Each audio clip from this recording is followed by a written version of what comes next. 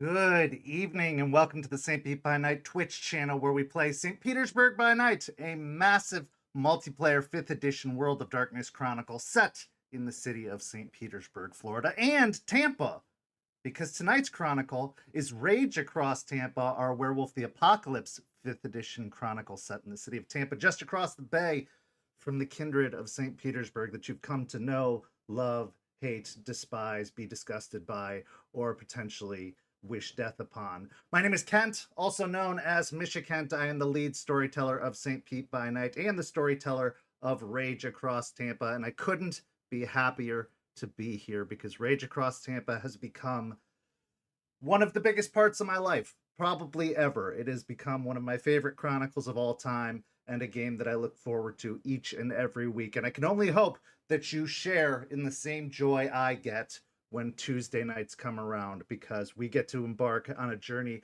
with some incredible and amazing players, some who have titles that still stick in your mind even weeks after you've heard them. So let's go ahead and introduce those players, why don't we? Players, say hello and introduce yourselves. Hey everybody, I'm Preston. I'm not one of those people with the super fun title, but I play Aiden Goodspeed, the Arun of the Gale Stalkers. Hi everybody, I'm Champ. Champagne, Bolivian marching powder, snowboarding, disco dust, white girl interrupted, forest bump. Do you want to build a snowman? Whatever you want to call me, and I'll be playing Aspen Weiss, Philodox of the Silver Pegs. Hi everybody, I'm Noree. I'll be playing Malicious Jester, the Galliard of the Black Furies. Hi everybody, I'm Walks, and I will be playing Lucas Shaw, the Ragabash of the Shadow Lords. So Champ, tonight I'm going to give that one a D+, but I mean that in the best possible way. If you don't know, you will know after you go see a particularly prestigious movie that's in theaters currently. Once you see that, you'll understand. But it's a D+ for me in the best possible way. This is episode 31 of Rage, or 32. Holy crap. 32 of Rage Across Tampa, entitled Law and Order. Last week, the pack was in a fairly precarious situation after a reconnaissance mission by Lucas, Eliza, and Jester went awry. Jester was taken captive by the cult of Fenris and held as their guest to have a bit of a conversation. Lucas, of course, returned to meet with Aspen and Artie to report the news of what had happened. And this was distressing, to say the least, to Aspen. Aspen, having worried previously, despite being told by Charles, her Silver Fang assistant, assigned by Matthias Morningstar, not to worry, that leaders don't worry, people do. A plan was starting to take shape, and they knew they had to take action to recover their precious galliard. While across the city, in the RV park, Jester did have a rather interesting conversation with the elders of the cult of Fenris. Elders who came to be known as members previously of the sept that once stood in Tampa some 10 years prior, going by the name of Ethan and Plato. These two individuals seemed very invested in retaking the city, righting some wrongs, showing some revenge for the complete destruction of the sept prior. But there was also a great deal of resentment towards the prior sept leader Ryder, as well as towards Eliza, who had been a one-time mentor turned adversary, perhaps. Needless to say, a conversation took place, them impressing upon one another the importance of their various missions, the cult of Fenris interrogating Jester, trying to figure out why she was here and if she was on the right side of things. A short while later, Aspen did show up with the rest of the pack in tow, minus Aiden, who could not be reached at the time to be brought to this particular meeting. That will be resolved shortly, I'm sure. A confrontation took place, an exchange was made, and perhaps a deal, an arrangement, as the cult of Fenris gave Aspen and the rest of the pack some very valuable information as to what their intentions were and where they could direct their attention as a pack to assist in the effort. One could call it a temporary alliance, another could call it a ceasefire for the time being, but it's yet to be determined whether the pack will follow this guidance given to them by the members of the cult of Fenris, or whether they'll go their own way and prepare for an inevitable conflict with the cult. So tonight, our story begins over in Lettuce Lake Park. Aiden, you had been dropped off by Aspen after meeting with Spud, and you had just gone about your regular business. You knew it was time for a hunt. You knew you had not sated your patron for the night, so you took off into the woods looking for a hunt. Why don't you go ahead and roll me a wits and survival check to start this particular scene as you try to track and find some prey that can help you sate your spirit's need. 3. 3 successes. It's not a difficult thing. You've known these woods. You've been in these woods many, many times. You've become very, very familiar with the patterns of movement, places that the prey tend to congregate or move about, where they look for their food sources. And you know, with the water just off the bank, everything needs water. Everything is drawn to water eventually to sate thirst.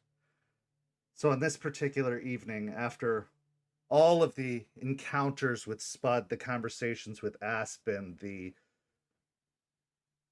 conflict or growing conflict between you and Charles, you feel a sense of relief as you return to what you're most comfortable with, what your most natural surrounds are. So you find yourself waiting in an underbrush by the water's edge, waiting for something to come and take a quenching thirst, as the days have been hot and the nights hot as well, as the heat is oppressive this time of year in the summer of Florida. As you're waiting, perched beneath the shrubs, your thoughts can't help but wander, thinking back to the conversation, thinking back to this new arrival, this new addition to your pack and how kind of feels like they're starting to replace you. That they seem to be Aspen's go-to, always at her side, a place that you once took a great deal of pride in, a place that you felt very protective over. But there's been less of a need for that lately, hasn't there? Your mind continues to wander until you hear the snapping of a twig from nearby in the woods. Go ahead and roll me a wits and awareness check as well.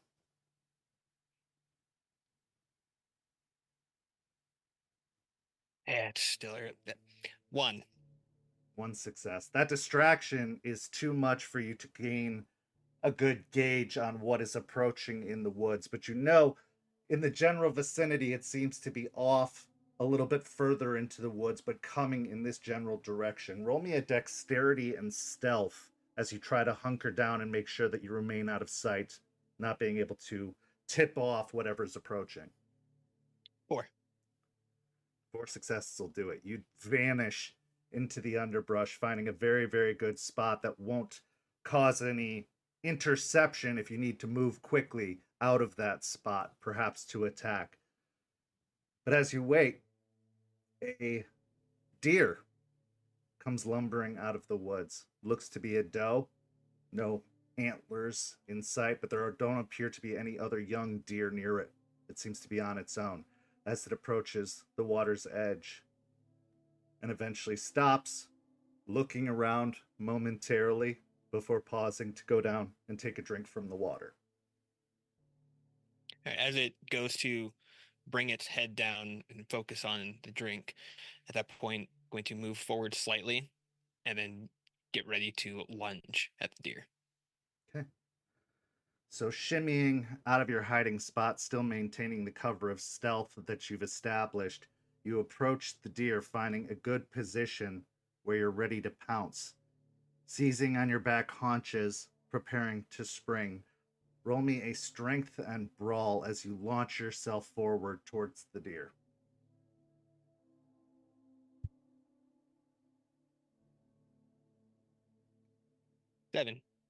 Seven successes.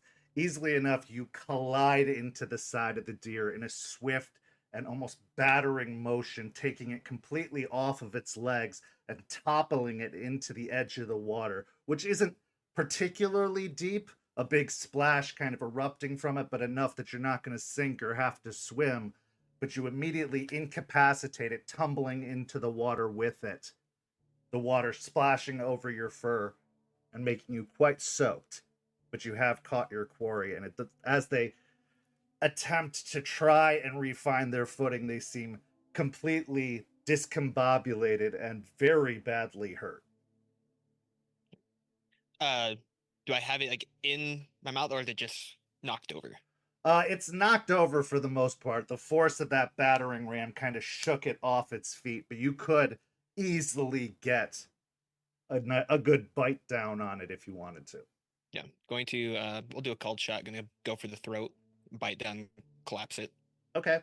With the strength and brawl check, take a -1 because it is basically prone at the moment, but it is still a very specific location that you're going through for. 5. Easily enough, you bite down on the neck of your prey, shaking, tearing at the flesh, ripping it out, the blood starting to fill your mouth and spray across the edge of the bank as well as into the water itself. And the deer lets out a gasp, as much as a deer can, a call of pain and surprise, but quickly that turns into a gurgle as it falls silent and still within the water. Going to, while keeping it in the mouth, going to kind of pull it off out of the water, off the bank, and into some of the underbrush so he can feed. You drag this large deer out of the bank, and it takes a little bit of a while. There's a bit of a uphill climb, so perching your back paws up and pushing with your front paws to try and get up onto the bank and drag this massive body with you. Make a strength and athletics check as well.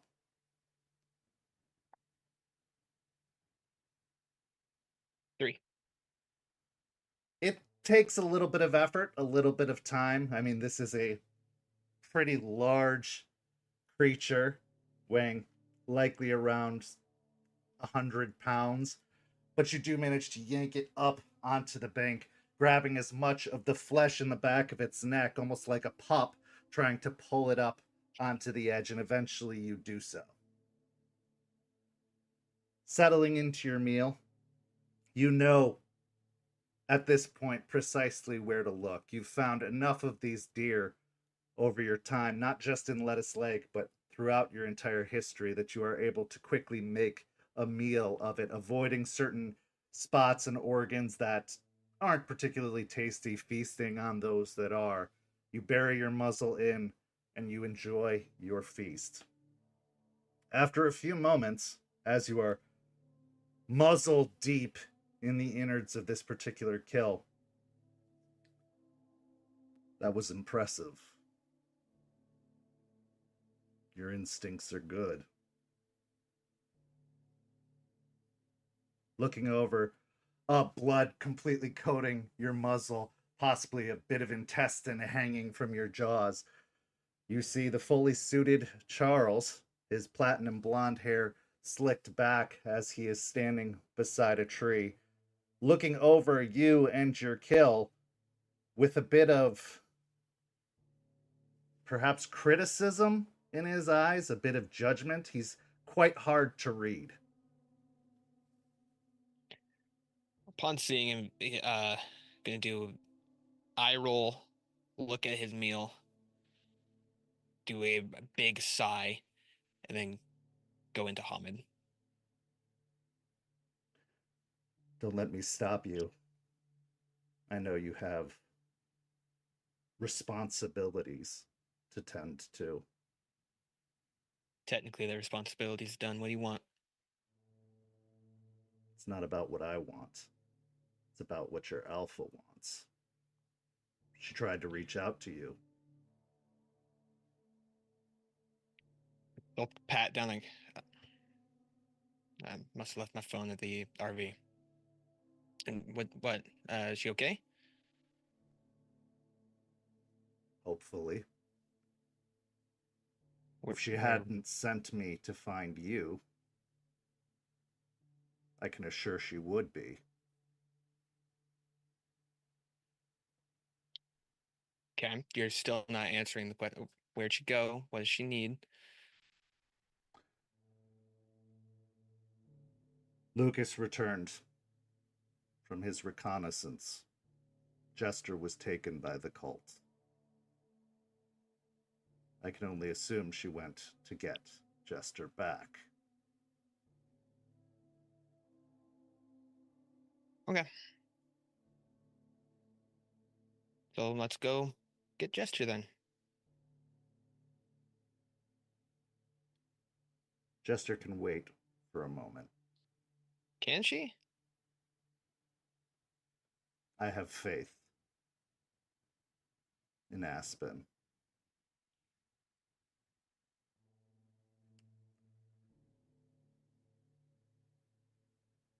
I know what you are. I know you come from a lupus upbringing, and I respect you for that. But you have to understand that this is a Hamid world, and when your alpha needs you, you have to be there.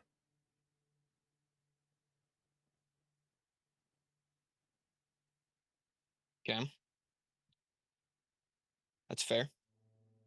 But you said you have faith in Aspen. I also have faith in Aspen. I've seen her do extraordinary things. I know she can handle herself, even if it does take me a little bit of time to get there. Hard to do what I need to do with a phone on me, though.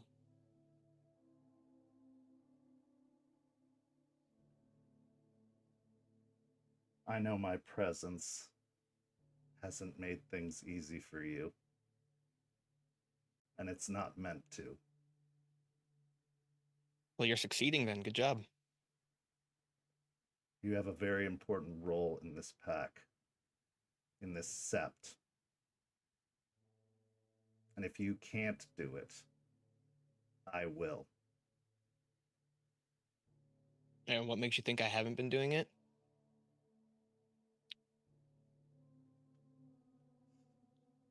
From what I've seen so far, you're more interested in taking challenges from a ragabash than being beside your alpha. Chasing down and destroying leeches for sport.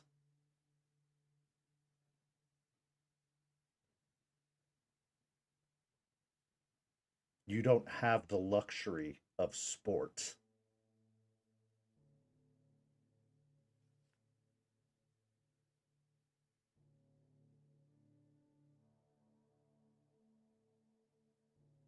Okay. I hear what you're saying. But Aspen and I already had this conversation. And now So we're having this conversation. Apparently. Is it a common thing to beat around the bush? Come straight with it. You want me to do something, I'm not doing what it is. Again, I'm lupus born. Break it down for me.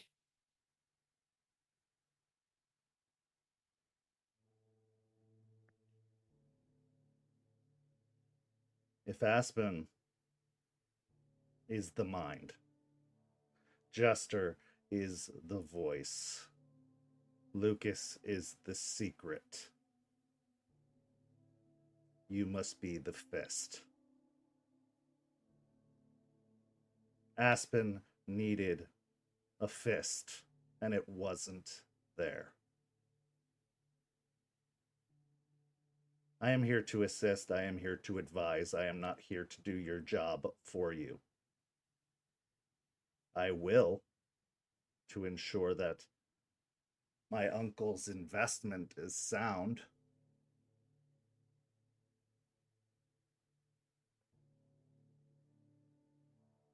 But the weakest member of the pack is what brings the pack down, and right now, Aiden, that's you. You think so?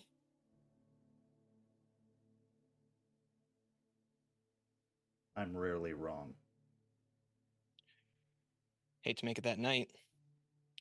Going to, at that point, go into Krynos. Okay, go ahead and roll 2 rage checks for me. We're good. Are you letting yourself frenzy, or is this kind of a controlled anger that you're feeling? Yeah, he's not going to frenzy at this point. That'd give this guy too much over him. He's controlling it. So as you grow up into your massive hulking form, Charles looks down and up and remains exactly how he is, in his Hamid form and his suit. What you do notice, however, as he watches you, you can see his body grow leaner, more lithe, as if the strong muscle across his form thins out, redistributes itself.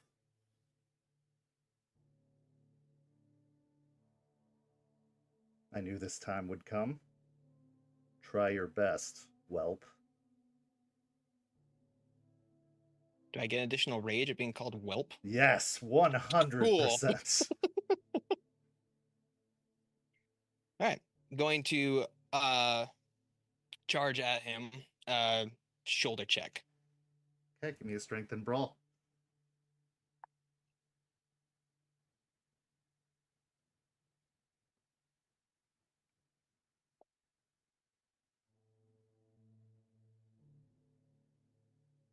Six. Charging forward using all of your hulking mass and form, muscles completely bursting around the fur that covers them. You launch yourself towards the suited man, throwing a great deal of might behind it. He is in your sights as you lurch towards him. And just before you're about to make contact, he's gone as he sidesteps out of the way, sending you flying past him and colliding into a tree beyond, causing it to start to splinter and crack as you make impact. In your anger, you turn to face him again, and you see him standing in the exact same position he was before, hands folded behind his back, head cocked slightly to the side and staring at you. I'm gonna do a raging strike against him. Okay.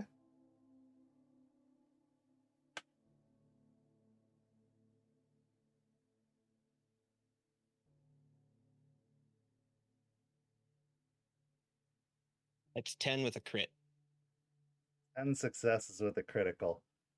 You move forward, raising a claw, ready to bring down your weight against him. And while he attempts to move out of the way, you do actually end up making contact, bringing the claw into his side and rending across the suit. You can hear the tearing of fabric, and you can feel the tearing of flesh beneath the claw, sending him sprawling off to the side and down to the ground. He looks over at his shoulder, the fabric of the suit torn, blood starting to well up beneath the claw marks. Very well. And he curls over and starts to rise again, but as he does so, the clothes seem to vanish and dissipate into his form as he grows into a massive, silvery furred wolf, standing even slightly taller than your height in his Krynos form as he lets out a challenging roar, the muscles breaking through the fabric and opening up as he stands to a tall 8.5, almost 9 feet.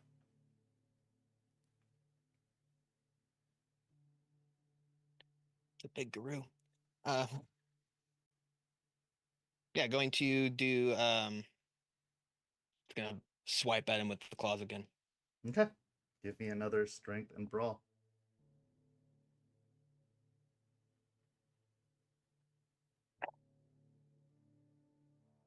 That's 8. 8 successes.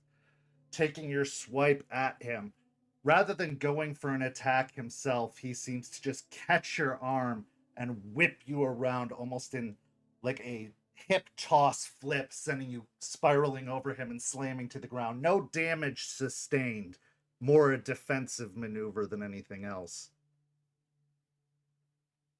As you attempt to regain your feet, you can see another challenging snarl behind his lips, but as he does so, you see his claws start to grow a light gleam, a silvery gleam, as his claws start to shine within the moonlight.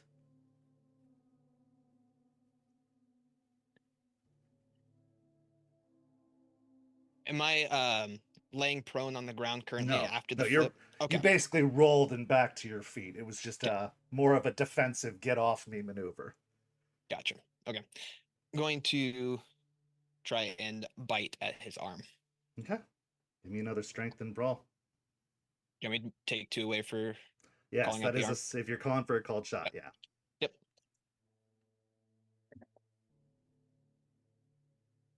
Can I burn a will? Yeah, absolutely.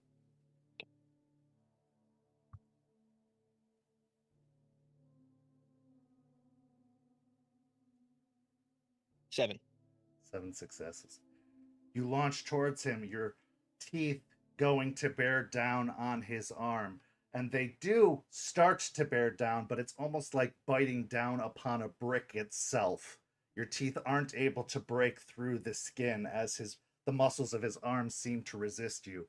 And then you feel a stabbing in your midsection as he embeds the claws of that very arm into your stomach. Take 2 points of aggravated damage as you feel the sizzle of the silver start to burn in your midsection.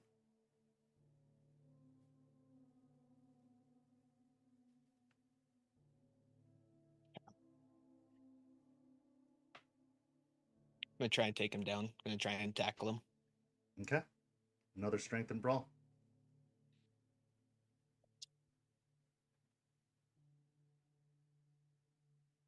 6 6 successes. Okay. With your jaws still latched on that brick of an arm, you grab him with your arms wrapping around his midsection and try to force him to the ground. Doing so, however, he just twirls around and shoves you off, embedding that silver claw into your stomach a little bit more with the shove, doing another aggravated point of health damage before thrusting you off and sending you away. At this point, I would like you to make a... Let me get the gift here.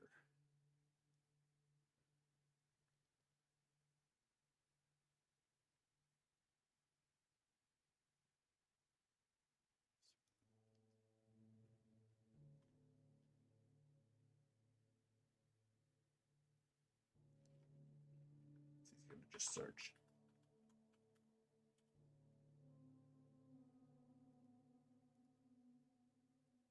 Give me a composure and resolve as his eyes start to burn with a primal fire and he stares in your direction with a menacing snarl. 5. 5 successes. The fear and the terror grazes you as he attempts to stare you down, but you are able to muscle through it, your resolve overcoming the power of his gaze, even though for a few moments you do want to look away, you do want to avert your eyes, you do feel for the slightest second temporarily cowed, but you will not be. Your anger is far too great, and you feel disgusted at the very notion of this guy having any kind of power over you. You can declare your intention. When he tossed me, am I still within roughly about 20 meters of him? Oh, yeah. Cool. I'm gonna use lacerating wind. Okay. That is let me get pulled up what pool he has to defend with. It is survival or dex, or a survival and athletics against my resolve and honor. Okay. So roll your resolve and honor.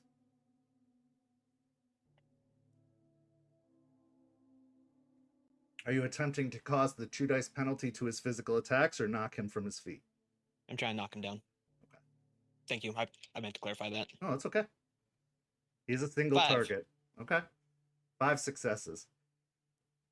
Whipping your claws through the air, carving a path in the air, the north wind comes to assist you, sending shockwaves, almost like vertical shockwaves, out in his direction, causing the trees and the branches above to rustle like a great storm has come through in a single motion.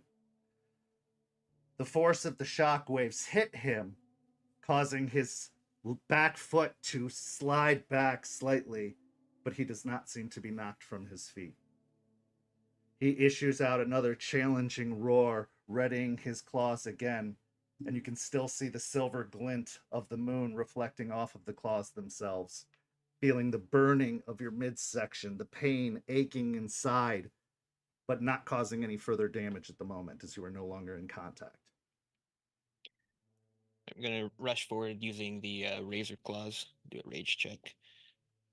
I lost 1 rage. Strength and brawl. Yep.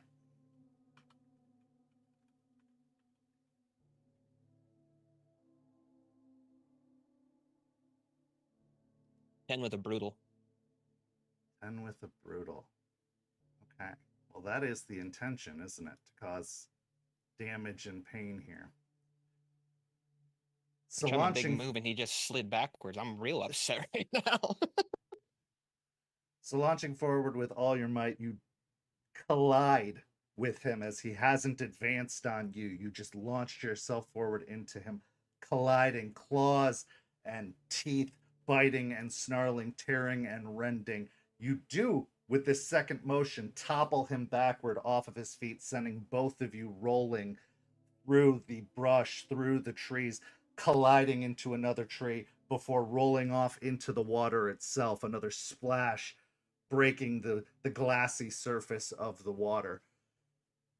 That worked. You can tell from the bleeding and the fur that's coming back from your claws as you both kind of make your way back to your feet, the water now dripping down off of you, coating with the blood and becoming a nasty ichor against your skin and fur. Going to stand up and then hold the claws out, but almost like gesture for him to his turn to attack. Okay. Let's see. What would he want to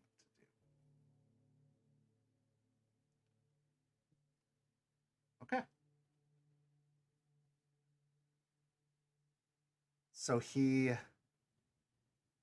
stares for a moment, looking over you, judging you, examining you. His maw open, teeth bared, drool, and a little bit of blood dripping down from his mouth.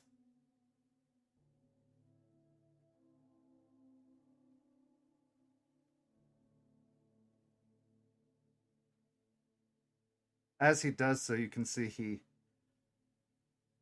pulls in, calling upon another gift, and the silver and red fur with his freshly spilled blood and some of yours intermixing starts to glow almost like a light blue. His skin becoming hot. You can feel the radiating heat emanating off of him as he activates Kiss of Helios and launches forward to tackle you. Go ahead and make either a dexterity and athletics to avoid or a strength and brawl to meet him. I'm gonna meet him.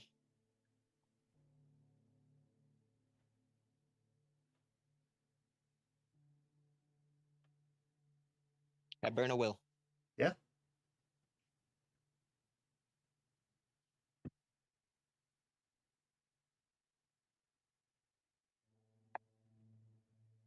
Nine. Okay. In this collision, you both are exchanging blows with one another, but neither seeming to get any headway. Trying to avoid contact with him for long, when your paws and claws make contact, you feel a slight sizzling and sensation as you hit it, but retract quickly. Neither of you exchanges any damage in this conflict, but you do still kind of are locked up in a grapple at the moment, trying to avoid touching as much as possible, while he is trying to almost wrap you in a bear hug.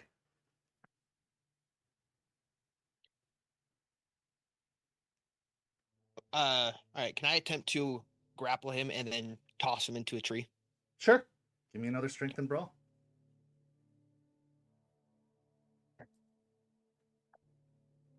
Fuck. 4. Okay.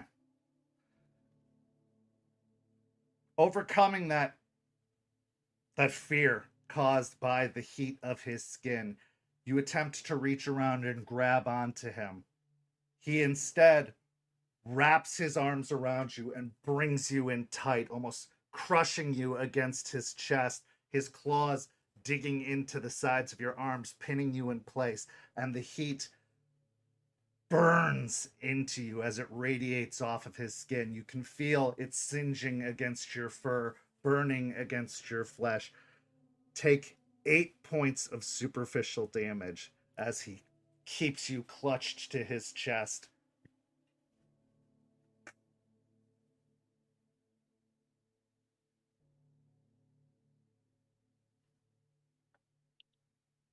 Ow. Okay.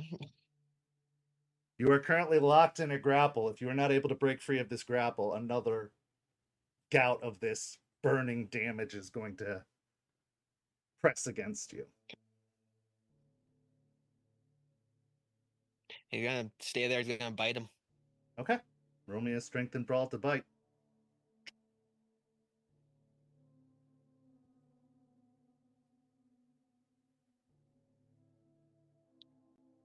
7. Okay. Biting down upon his shoulder, You can feel your teeth sink into the flesh. You can feel some more of that blood starting to burn. It is crunching, like biting down on something hard, again, like a brick, but your teeth do make their way through, creasing the flesh, entering into the skin. Take another point, 4 points of superficial damage from the burn as he keeps you locked in that grapple, but you do seem to have a good amount of his flesh in your mouth, tearing through it.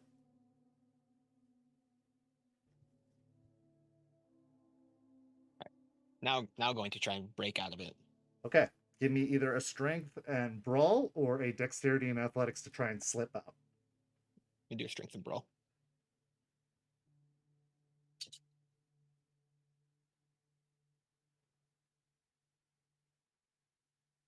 Another 7.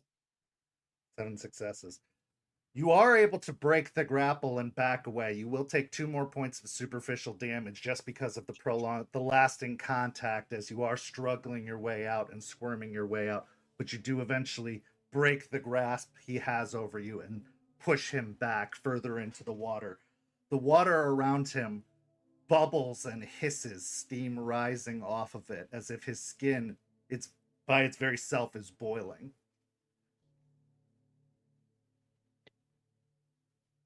Aiden's gonna take a quick second, kind of look at himself, bleeding, burnt, but he knows he can't back down. He's gonna go back in and make another rage check for a razor claw. Okay. Okay, I'm good.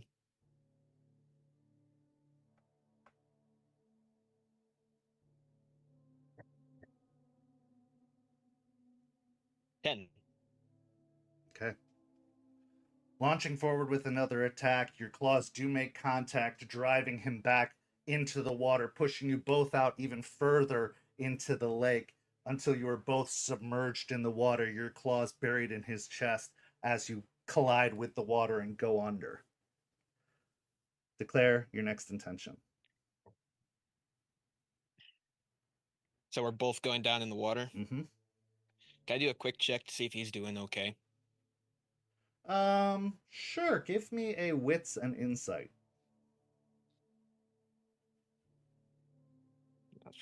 Jeez. 2. Based off of the damage you've done so far, he seems to still be surprisingly well. Some of the wounds that you caused earlier look like they've already healed over as he has been regenerating throughout the whole combat. Going to try and swim out. Okay. Give me a strength and athletics.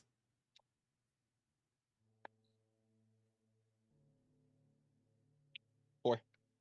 4 successes. Having dug your claws in, you remove them and immediately turn to make your way for the bank. As you are starting to turn and swim backwards, you feel a hand grasp onto your leg and yank you backwards.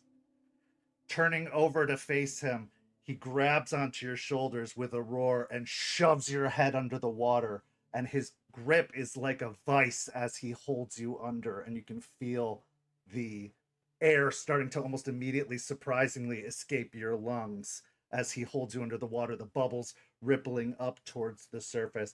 Take another 4 points of superficial damage from the hiss of Helios making contact. Okay. What are you at? I got 1 left. Give me a stamina and athletics check to see if you can hold your breath underwater for another attack.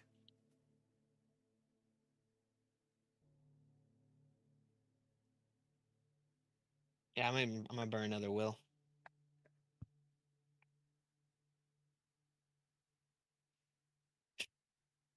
2. Attempting to hold on to consciousness as best as possible as you were being held under the water, you can see above the roiling surface where the bubbles reach the massive silvery wolf frame holding you down, pressing you down underneath the surface, and your vision starts to darken, growing into small pinpoints of light. before completely fading out as you fade into unconsciousness. You don't know how long you're out. It's hard to say.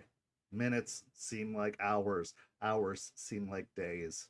Days seem like years. In the black darkness of unknown fate, you wait. You are alone. There's nothing there to meet you, nothing there to guide you, nothing there to greet you. It's just dark, and it's just empty. The stillness holds court. Off in the horizon of the nothingness, there is a small glow. From that glow, roll me a wits and awareness.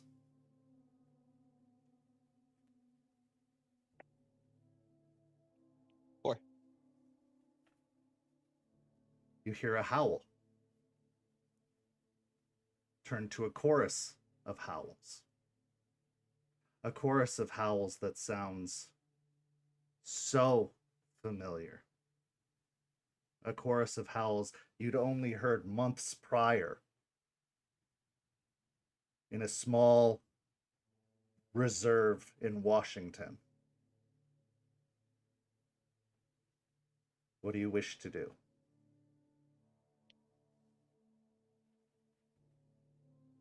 There's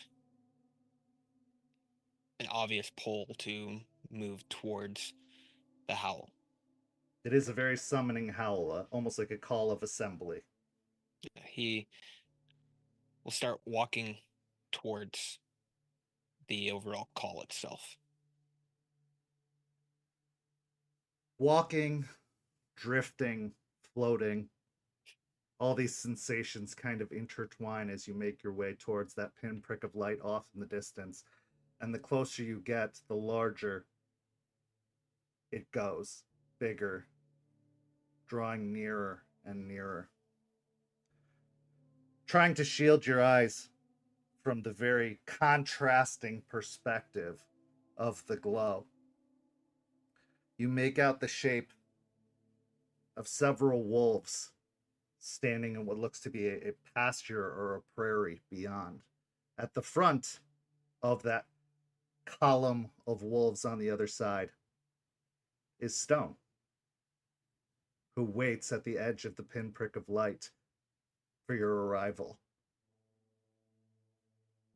You can see other wolves, ones that you don't recognize but somehow are familiar, beyond him. There's a connection. There's a strong feeling, a familial feeling.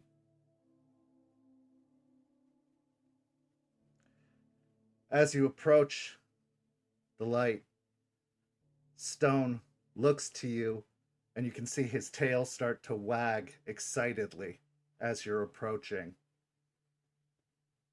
You can see his maw loll open and a tongue flop out as you draw closer and closer. As you're about to reach out to put your first footfall into this plane, this horizon, you feel yourself jerked back as if there's a rope wrapped around your waist, pulling you away, dragging you further into the darkness.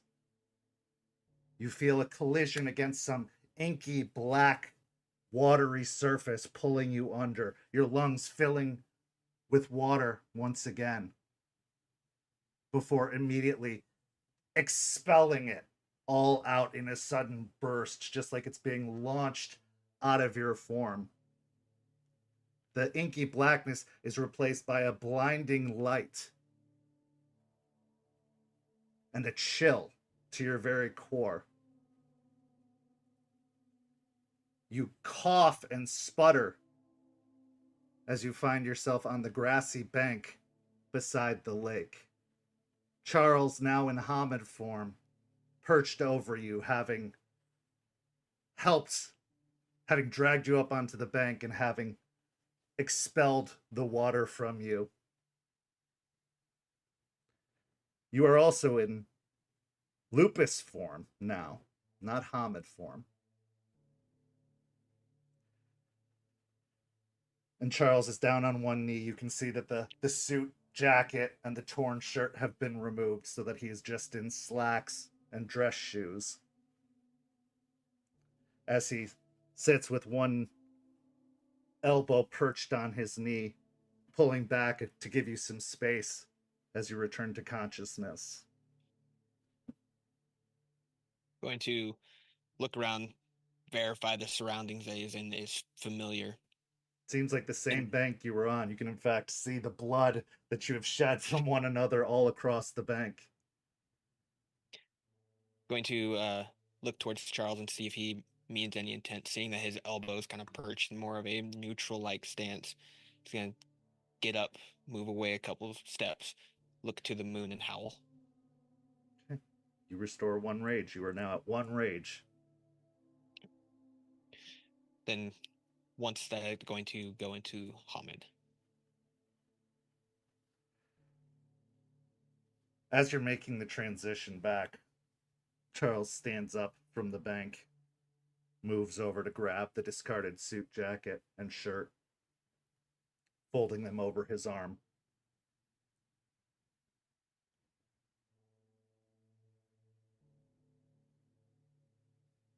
I would say I'm surprised, but I'm not.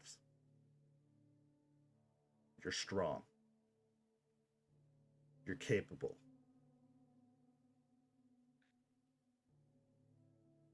But your want for self-preservation is lacking.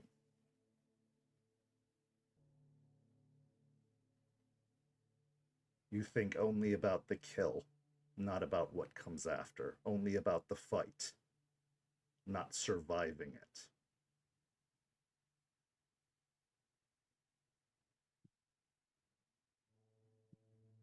But you'll get there. We are not wolf, we are not human, we are not spirit. We are all these things in one.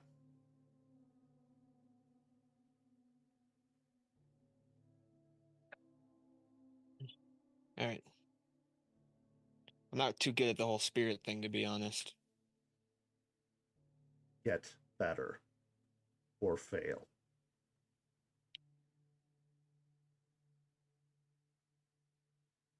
I'll work on it. Not too bad for a 3-year-old, though. No. But it's not enough either.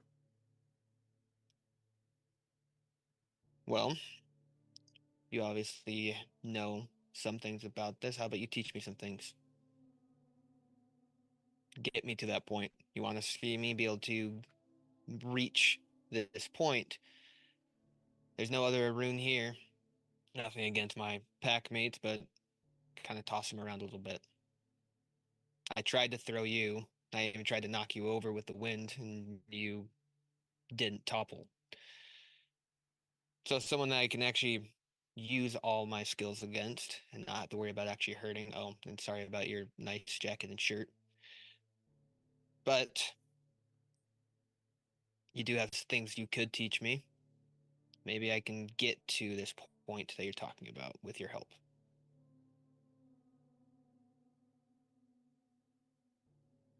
Maybe.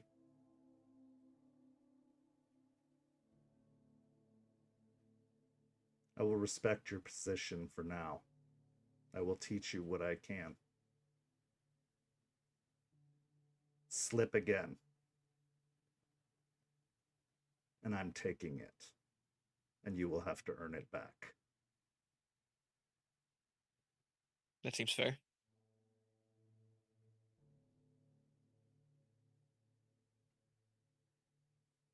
He looks like he's going to turn and walk away, but instead turns back and offers out a hand to you.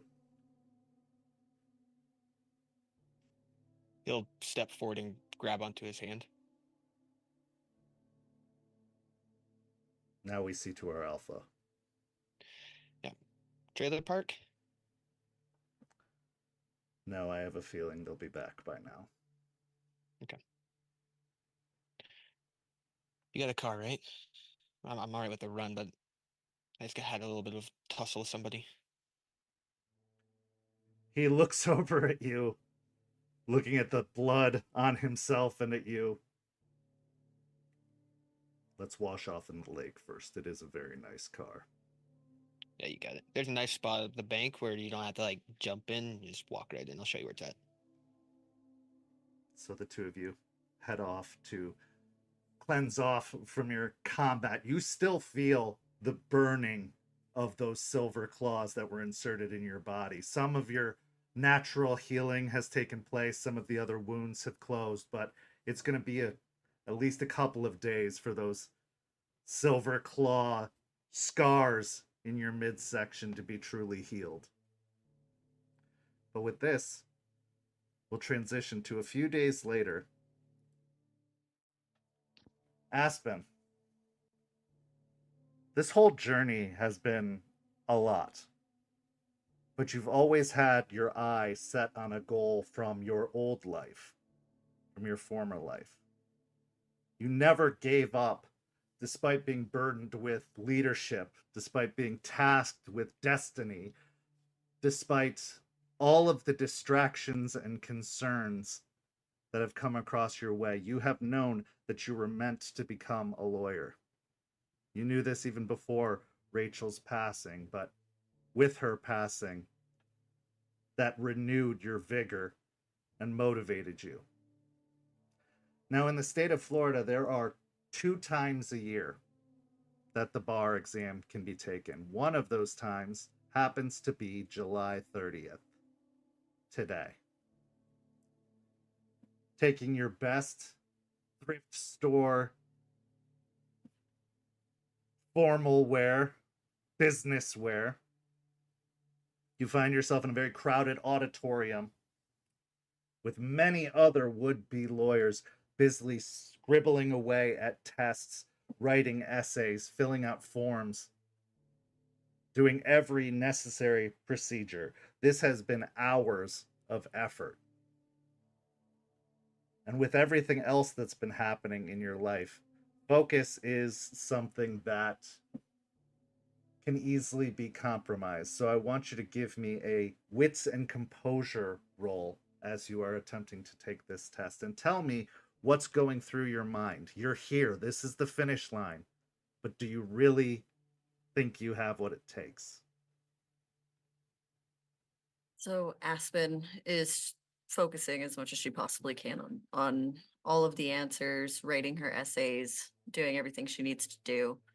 And with everything going on with Spud, with the cult, with the internal struggles she has in her own pack and trying to lead everything, she's determined to make this happen. She's determined to prove to herself and to, in some ways, Artie and to Rachel, that she can have this life. She can do both. She can be in both worlds. And she's just filled with that determination as she answers these questions and goes through the test. And I got 3 successes. Okay. With 3 successes, you muster up as much focus as possible, trying to push those thoughts to the back of your brain. And with calling upon all of the A-type personality skills that you have, you are successfully able to put those distractions, to compartmentalize and put them to the side as you give your full focus to this test. Looking over the answers, some of them are easy. You've looked at the texts that teach about these particular procedures and these particular rulings hundreds of times. But others are more challenging. Roll me an intelligence and either academics or politics.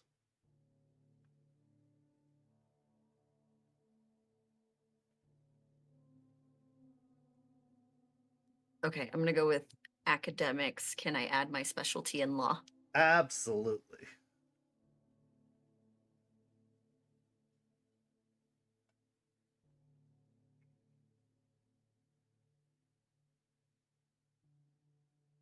That would be 5.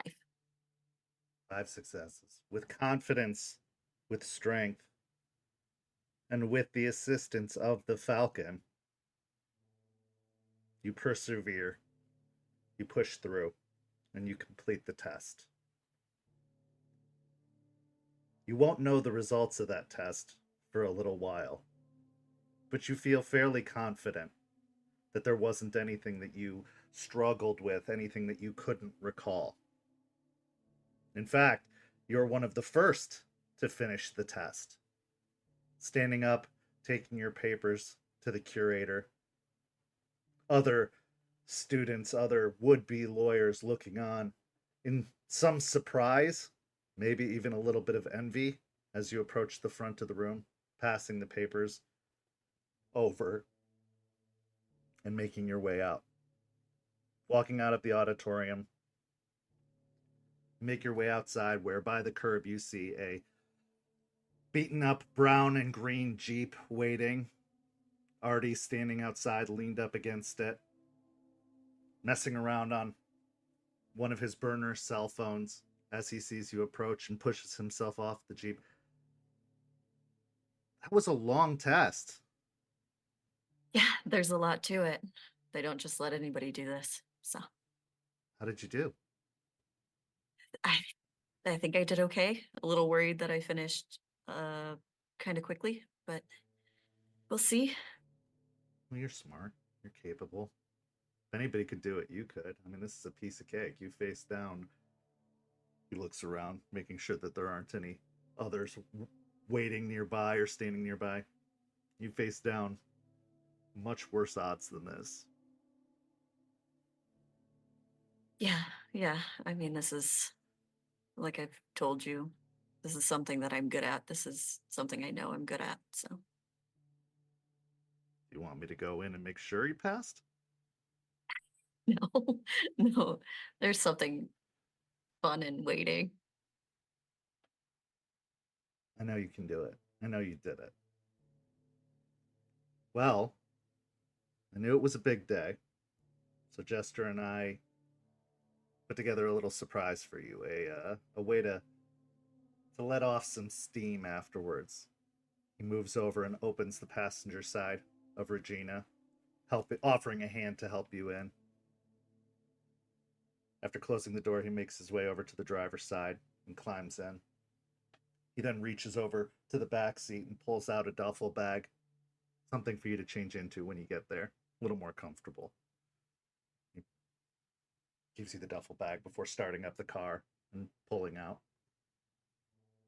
What are we doing? I'm not fighting people, right? Like I do No. enough of that No. in boxing. I don't know. No, in fact, it's the exact opposite. This is something you've needed for a very, very long time.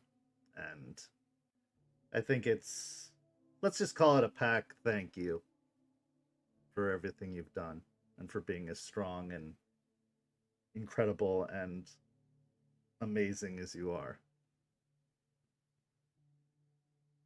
But I couldn't have done it without you. He blushes slightly, averting his eyes for a moment from the road, but before correcting himself and continuing the drive.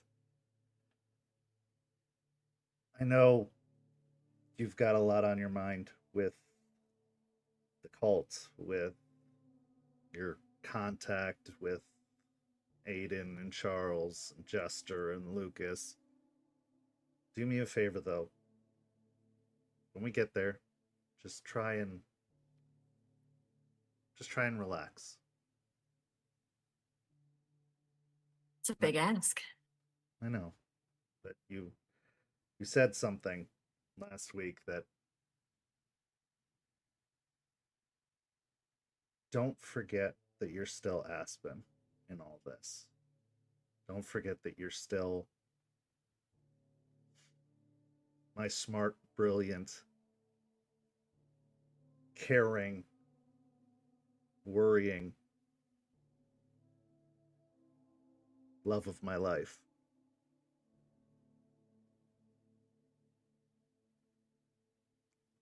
I have seen it a change since Charles got here, and it's probably necessary. I get it. You got a lot of pressure on you, but what makes you you, what makes you such a good leader, isn't anything they can give you. It's something you already had. If I'm being completely honest, I like Charles. He's great. He's nice to have around. And it's nice to know that there's support there. But he's kind of, I don't know, he's kind of a stick in the mud. Is that how people feel about me? Well, I can't speak for Lucas, but no, I don't think the others think that way about you. I think they know what you're dealing with. They know that you didn't ask for this. It was just kind of bestowed upon you, and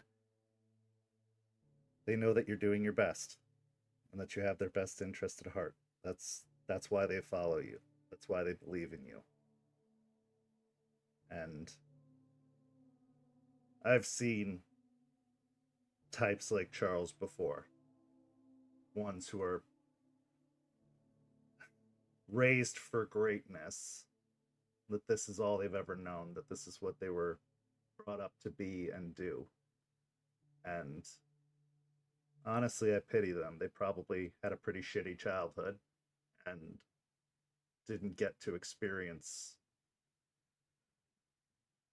what we do this all for. You know, rather than it being our chosen path, we choose this path. We weren't chosen for it. We chose this path ourselves, even if we didn't know it. And we continue down this path because it's what we want, not because it's what's expected of us.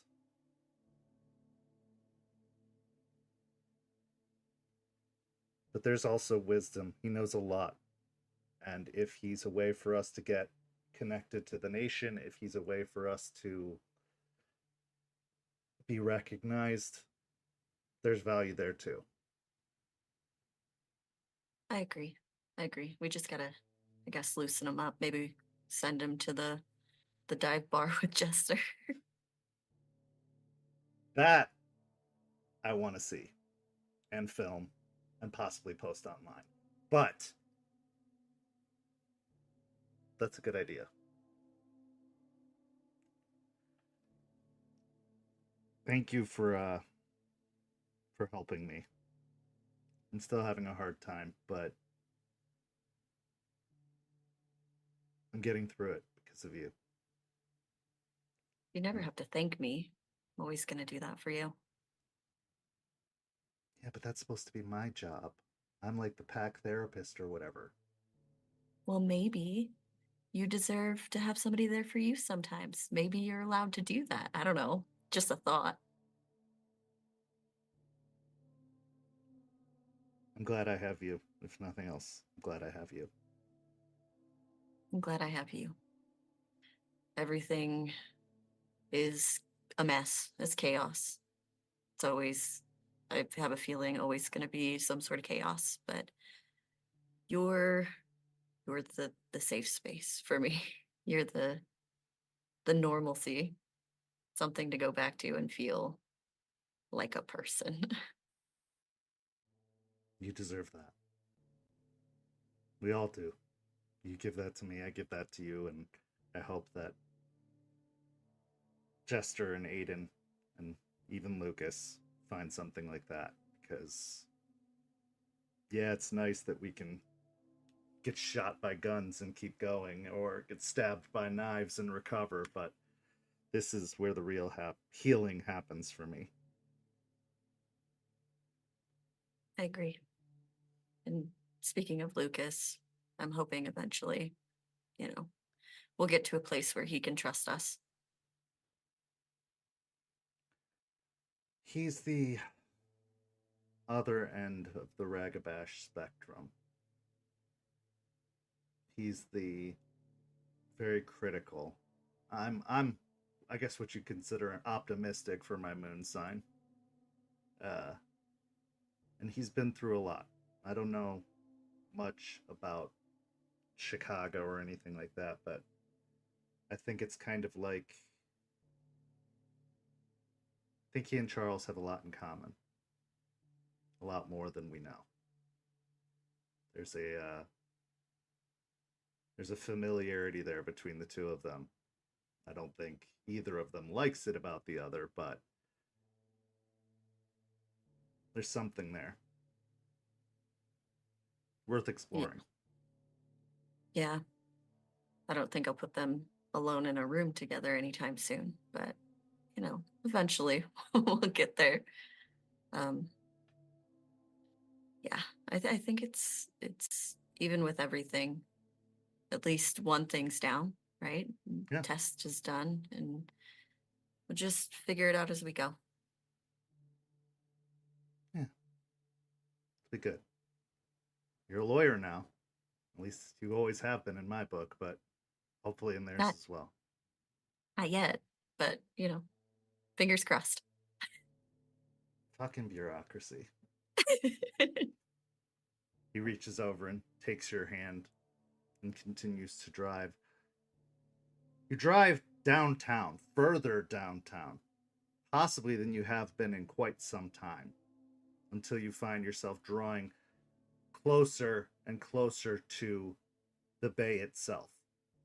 Eventually, you turn off into kind of a more ritzy complex of businesses, and eventually pull out in front of a large cement building with large glass windows where you can see the Palm Spa on a neatly lettered sign. Artie squeezes your hand. Girls' night. Ooh, it's been a while. Okay. I will do my best to relax. Just give me a call if you need anything. I I know will. Charles has a much fancier car, but you can't beat good old Regina here. I prefer Regina every time. You know that. And she'll lean over and give him a kiss. He kisses you back and squeezes your hand once more and hops out of the car and quickly darts over to open your door as well. Have fun. Yeah, and you don't have to open my door for me. We'll see. I don't need him judging me. Fair enough. He hops in the driver's seat again and waits for you to enter the building and drives away. We transition now to a couple of hours later inside of the spa. Jester, Aspen, you are in large baths with flowery petals over the surface of the water, candles lit all around. You've got these mud masks on your face. You've had a massage. You've had a steam.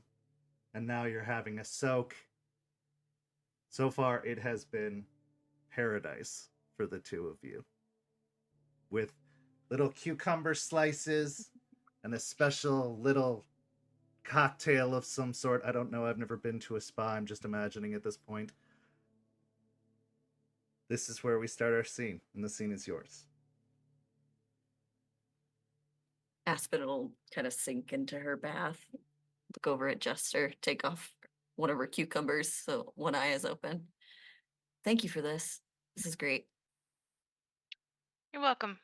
There's a lot going on. You probably need it. There is a lot going on. Jeez, these boys. Yeah. Take a sip of the drink. I like the bubbles. These boys. How are you though? Like really? After everything. I'm coping, I suppose. Trying to continue training, but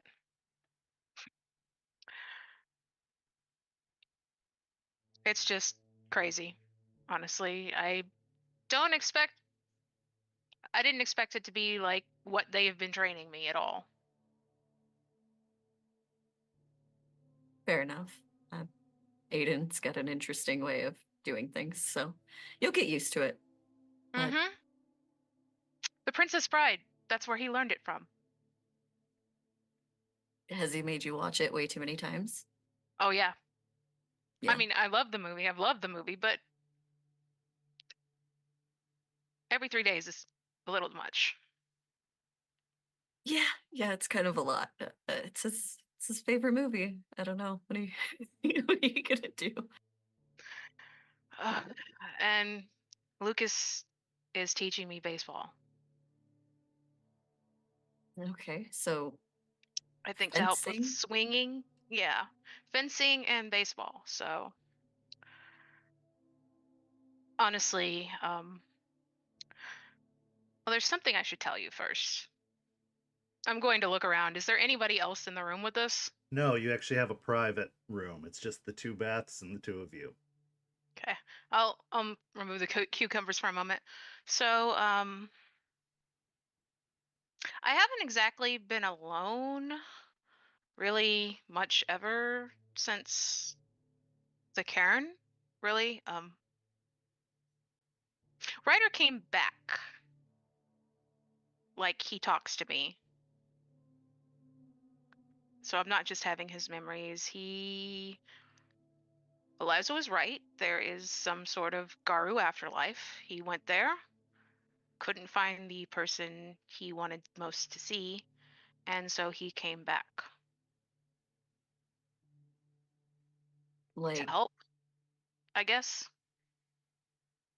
okay, so like a haunting? Like, I wouldn't call it a haunting, really. Like he doesn't always bother me. Like I could call him if I want to, if I need help or anything. Um, and I've kind of been learning more from him than maybe some of the others. Like since he used the clave the most, like his memories and like he's been teaching me a bit.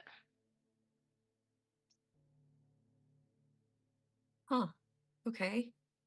And you said it's only sometimes, it's not all the time. No, I laid boundaries down. There's certain times he cannot. No. Well, yeah, that'd be a little awkward if he was there when you're in the Yep. shower. Yeah, I could see that. um, okay. Does he want something from you, or is he just sticking around because he? He wants to help.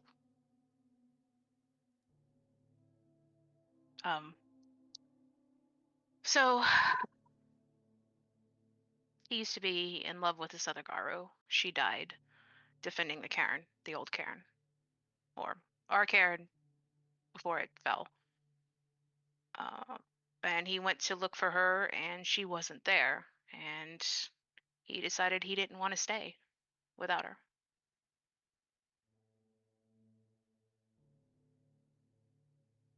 That's sad. Yeah. I meant to talk to Eliza before the whole cult captured me thing, but the cult captured me, so that kind of got wrecked. But I think when things slightly calm down and we're not being encroached on by cult of Fenris members and leeches, I might help him see what happened to her. I think that's sweet. I think he deserves that. He did, in his own writer way, help us get to where we are. So Yeah, and it'd be nice to see that, like, there are happy endings beyond just us dying, since we die a lot. yeah, that would be nice if we could figure that out for him. How are you? How are you in your headspace, though? We're talking about what you're doing and weird ghosts, but like how are you? pondering things. I'm not sure if this relaxing place is really the place to talk about things I ponder, but if you want to know, I could tell you. Well, yeah, I wouldn't have asked. All right, so I have a story for you, and then I'll tell you what I've been pondering. Goes back to Ryder. During the prison break, he told me the story of Joseph Blackrock, the previous sept leader. The cult of Fenris, this was not the first group that had come. They actually had an incursion too. Ryder was sent by Blackrock to drive them out, but Blackrock told him that he could offer the cult surrender and they could be taken back to the cairn to be judged. So Ryder did that, and he brought anyone who surrendered, Garu, Ghislaine, human servants. I guess they had human servants, which is weird. He brought them all back to the cairn, and Blackrock killed every one of them in front of Ryder. And Ryder asked him, why offer mercy if it was going to happen? And Blackrock told him so that Ryder wouldn't have to bear the burden of killing them. Now, he told me that story to tell me that the reason he didn't tell us about the whole explosion at the power plant was because he was trying to save us that burden. He was completely wrong. He should have totally told us. But I'm telling this story because I've been thinking on that night at the power plant and all those people. And we didn't have the resources to help them. Yeah, Joseph said we could call the police or call a hospital and they'd be taken care of, but we know more now. We know they would have just gone back into the hands of the leeches. And as far as I know, none of us had any sort of like pool in a hospital or anything that could have helped them. So I have been racking my brain on like what we could have done to help them, if anything, or if was right or right. And so that's my conundrum that I'm presenting to you, because I think this isn't going to be the last moral decision that we're going to have to make. And maybe not something like this, but something different. And I think those are going to come up a lot because the leeches like to use humans as shields. Yeah, that came up when we talked to Spud also. Innocence as shields or walls or what have you. It's a lot to think about, and it's hard to fathom how far somebody would go when you're not that type of person. But I think we'd all lose part of ourselves if we didn't do everything we could to stop the destruction in any way we could. We're obviously going to have to bring destruction and do things in that way, but I almost hope that doing everything we can to make sure that there's a little bit of a bright spot in what we do, I think it makes it worth it. Like, if not, are we any better than the cult? Yeah, that kind of brought it back to the forefront when I killed that girl. I didn't do anything to try to even verify if she was or not. I knew if I didn't, we would be in a fight we couldn't win. So I just, instead of hesitating and knowing, I just did it. And sometimes it bugs me at how fast I did it without hesitation. And sometimes I feel like I am losing a part of Jessica.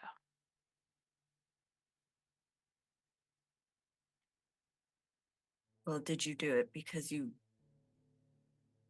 knew that it would end badly and there was no other option, or did you do it because it was easy and it was the easiest option? I did it because there were 6 of them against 3 of us, and I don't think Eliza can fight.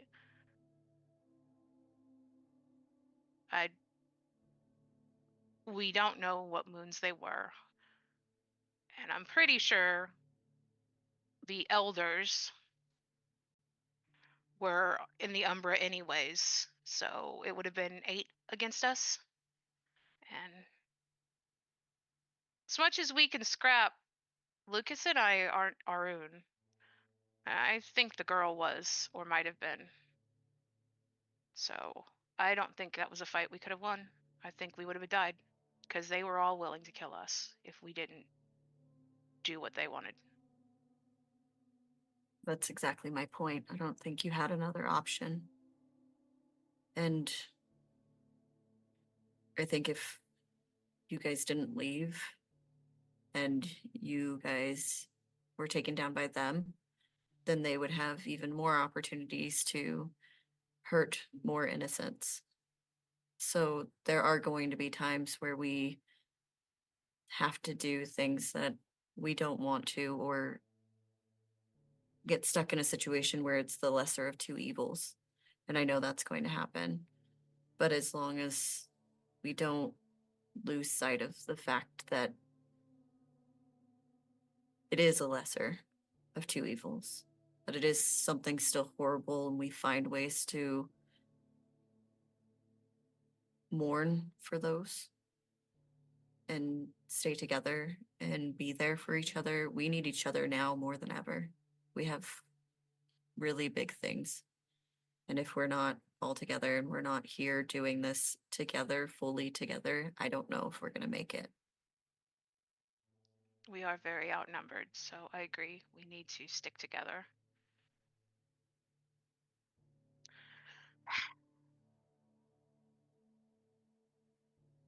And Yeah.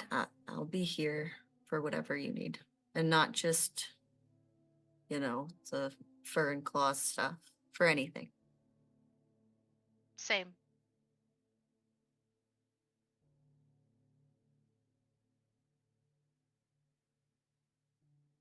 And I also need you to help me keep the boys in check. So you've got to be here. Understood. What do you want me to do? Because there's a bunch of... Aiden might be doing it, peeing on trees, but Lucas might also be doing it too, and I'm not sure about Charles. They're all peeing on trees, I'm pretty sure, in one way or another. Metaphorically or physically, they're all peeing on trees in their own way. And I don't know. I guess we just got to carry the newspaper and smack them when they pee on the wrong tree. Sounds good. And maybe if you could, I don't know. I don't think Lucas is a huge fan of me, right? It's not that hard to tell. Just keep an eye on him. I've been. I made a deal with Artie. Artie doesn't trust him. So I said I keep an eye. I said I'll be the open hand and Artie can be the suspicious eye. Yeah, that's great. Yeah. We need him to trust us, and we have to trust him if we're gonna do what we have to do. Right. And I'll just be the fist that slams down on the table, so I can help there. And then Aiden can be the fist that punches him in the face if that's necessary. Or the one that gets led by the muzzle into new challenges. We talked about it. We talked about it. I think he understands that it was a stupid choice and not the way challenges work, number one.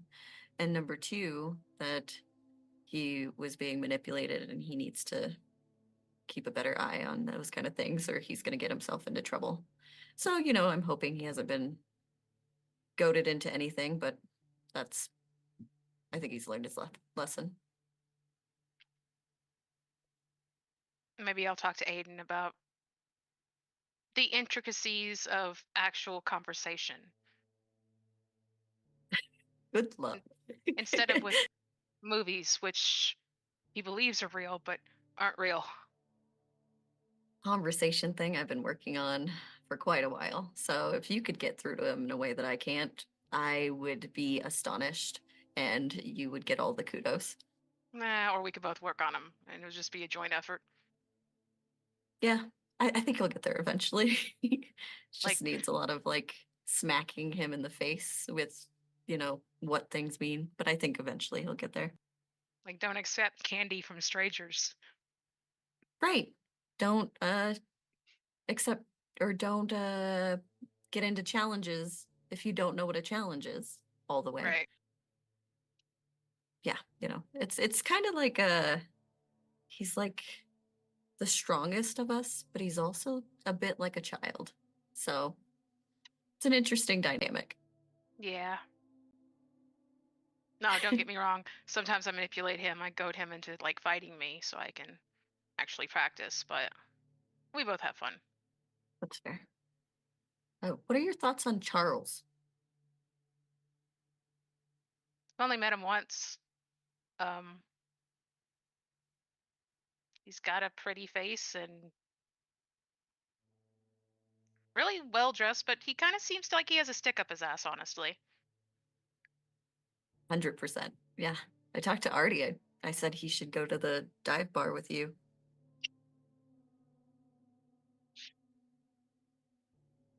I want to see this. I think you should take. I think we should all take him. I think he'll get cultured, Yes. Since he comes with you, you will actually drive him there. The rest of us will meet up. Make him sit in the back seat of Regina, get the full experience. Oh, so we're all going to go as a group and get the full experience. Okay. Yeah. We could Yeah, do that. I think if he's going to be around the pack, he's got to get the full experience, right? Right? He needs to meet our allies. 100%.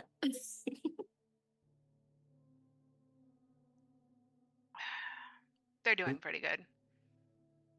Yeah. With new ideas, new information, and a opportunity to finally relax, the two settle into their baths, enjoying the rest of the activities planned for them, including something with hot stones and, I don't know, you've seen movies. Picture a spa from a movie. And with that, we will transition to our break for 5 minutes. Go stretch your legs, grab something to eat, and we'll be back in the second half as Lucas follows a particularly interesting lead that may lead him to a place he doesn't expect. We'll be back in 5 minutes. See you shortly. St. Petersburg by Night is brought to you through collaborations with our partnered vendors: Wolfpack Dice, Ember Fox Dice, Dragon Ink Dice, Bear the Bard, Champs Tramps, Panchi Artista, and Chromatic Creations US. Links to our partnered vendors, as well as our Twitch and YouTube channels, can be found on our website, stpbynight.com.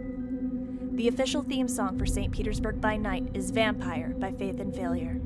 You can find them at faithandfailure.com. You can follow SPbN on all socials with the hashtag StPeteByNight. If you wish to support our program, you can do so at ko-fi.com/StPeteByNight to help keep the stories rolling.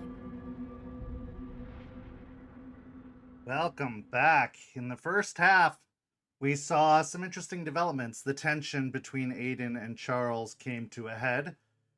Aspen took the bar exam, and Aspen and Jester had some much-needed relaxation at a nearby spa. But now we transition to the far south of Tampa, where a beaten-up old truck lumbers across I-75 heading southward, down, outside of the city outskirts, towards a small area south of Tampa known as Piney Point.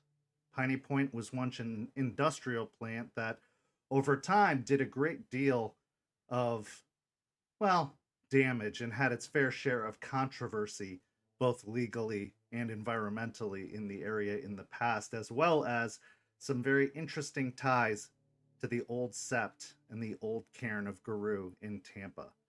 Lucas, What prompted you to want to go and look into this particular location?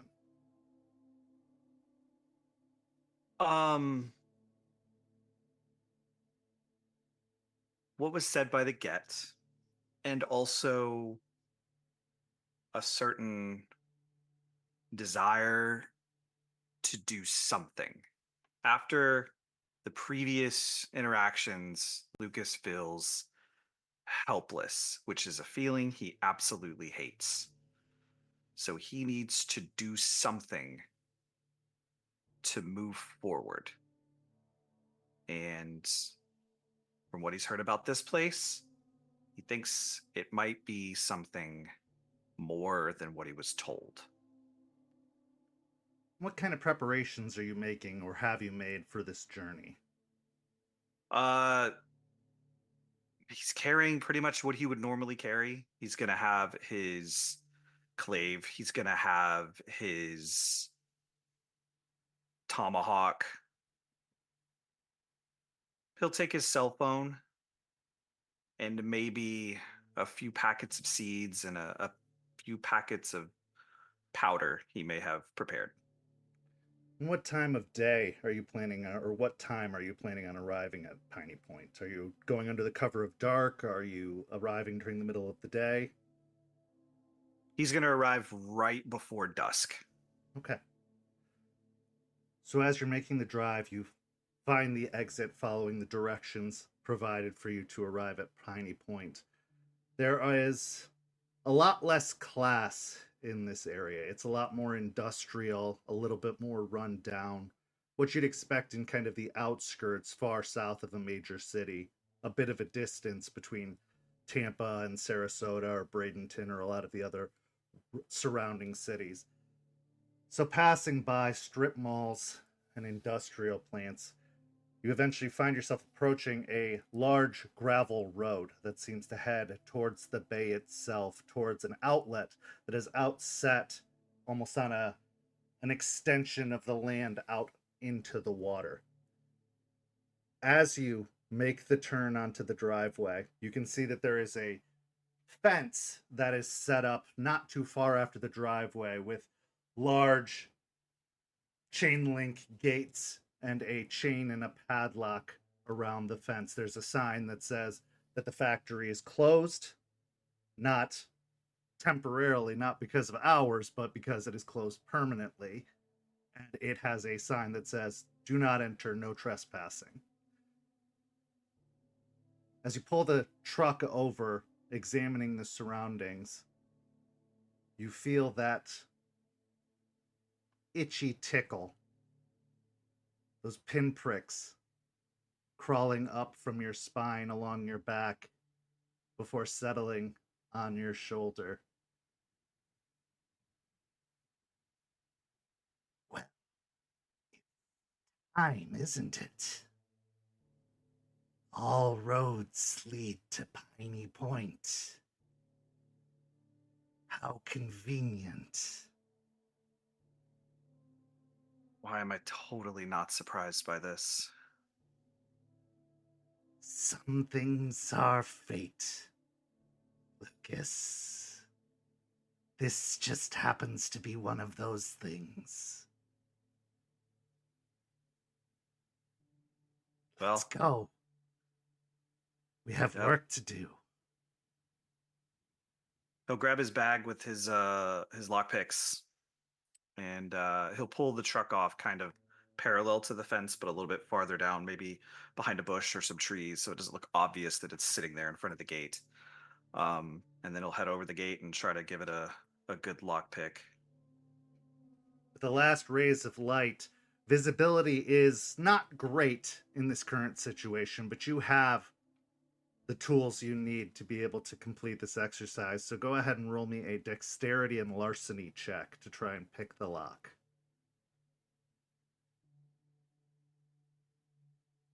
4 successes. 4 successes. Easy enough. I mean, it's a heavy industrial padlock that would probably deter most individuals trying to make their way in. But for you, it's quick work as you slide the lock picks in and quickly dismantle the lock, it popping open, unhooking it from the chain, letting the chains drop to either side, and pulling on the chain link fence gate. You were able to slide it open, the metal scraping across the gravel road before settling into the sand and weeds that have grown up along the gate itself.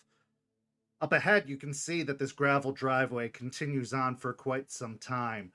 And in the far, far distance, at the edge of the inlet, you can see large concrete towers that break over some of the trees that surround the buildings on the inlet. There doesn't appear to be any other traffic. It doesn't look like anybody's around here currently. It seems like this place is either condemned or shut down, and based off of the reports and all of the news about this place over the last several years, that comes as very little surprise. Is there anything you want to tell me before we head in to do this?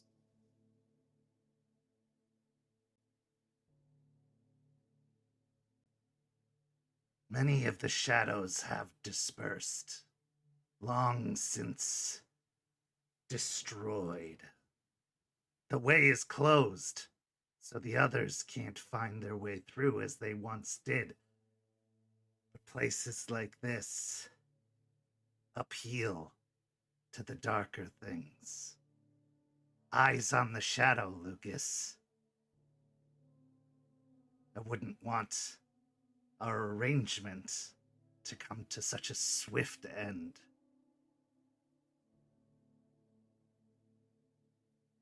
Fair. All right, let's go.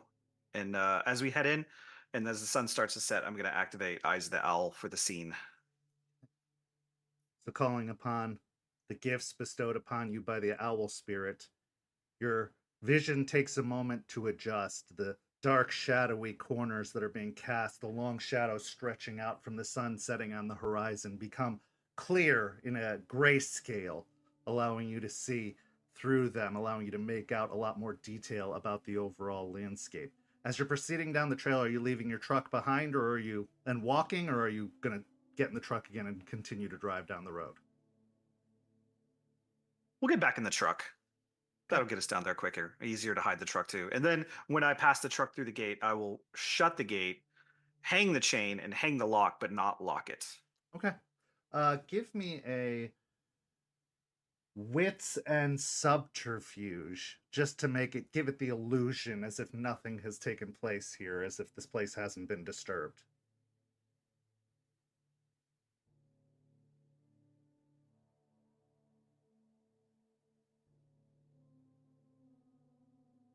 One success. Okay.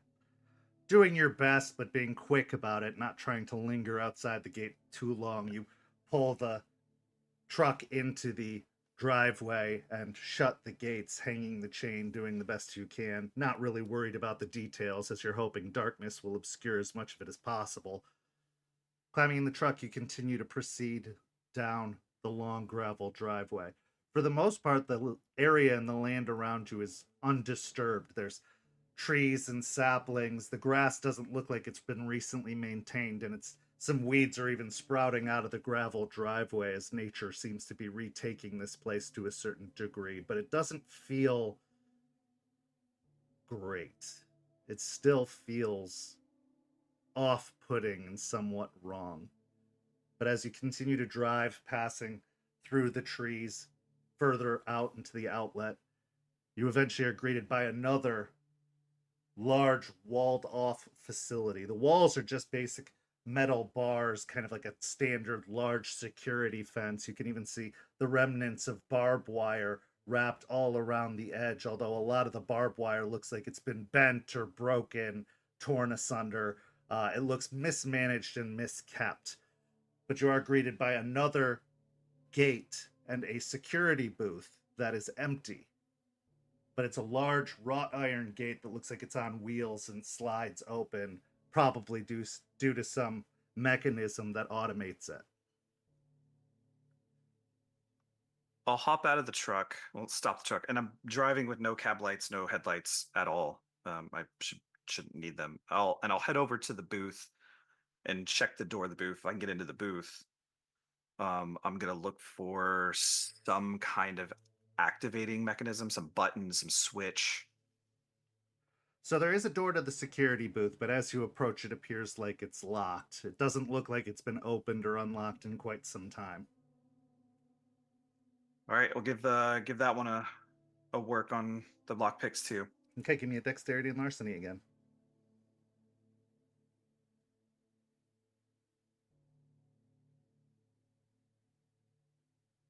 Two successes. Okay, so trying to work the lock, this one looks like it's rusted over. It's not been well maintained. So try as you might with the lock picks, you're having a really hard time finding the tumblers and getting them to twist. It doesn't appear the lock picks are going to work in this instance.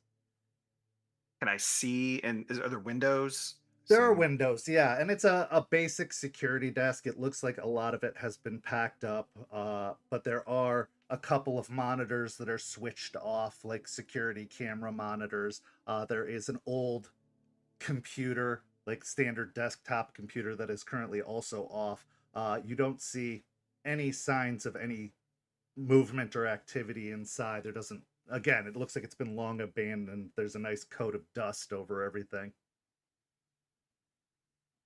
All right, I'll reach behind me and take out the tomahawk, flip it around to the spike end, and just give the window a smack with it.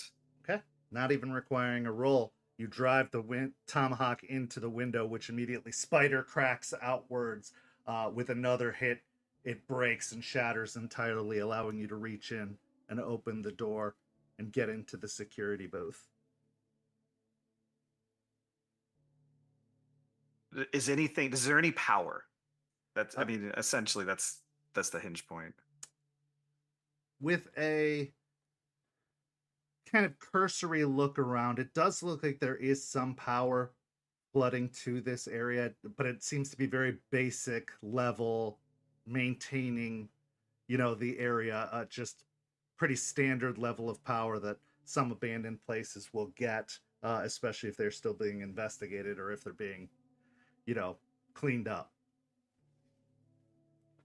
I'll try to find some kind of switch or something that's going to cause the gate to open. Okay. So looking around, there doesn't appear to be any kind of lever that's going to open the gate. It looks like it probably is powered through the computer, but turning the computer on, it slowly whirs to life and boots up. It is horrendously out of date, but it does power on, and you are greeted by a security screen asking you to input a password. I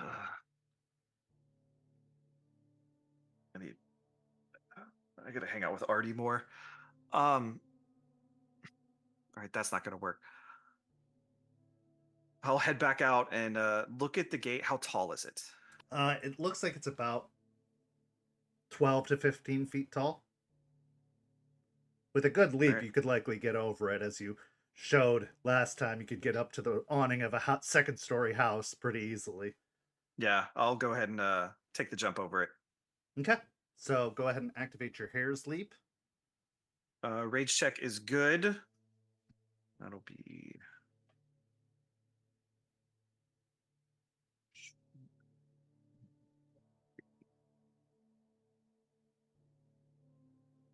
Three successes.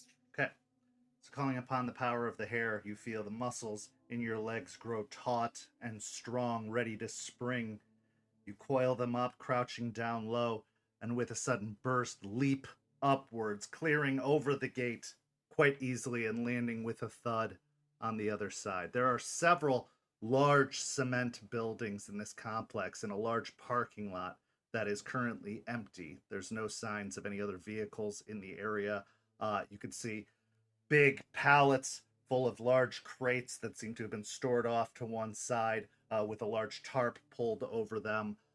They have been settled with dust. Even weeds have started to crawl up and kind of crawl over the crates themselves.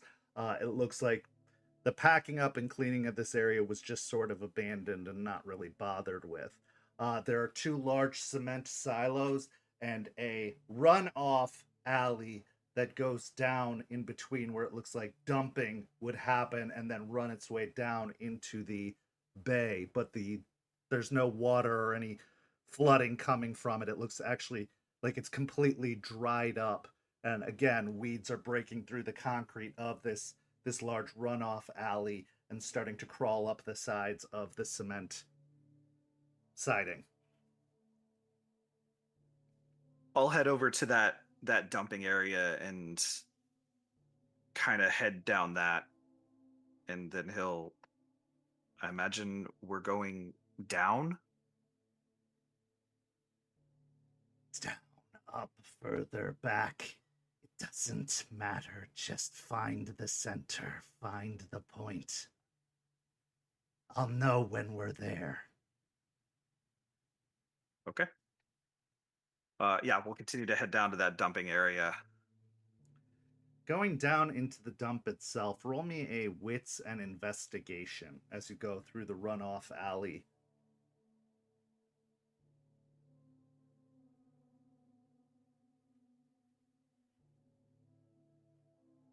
Three successes.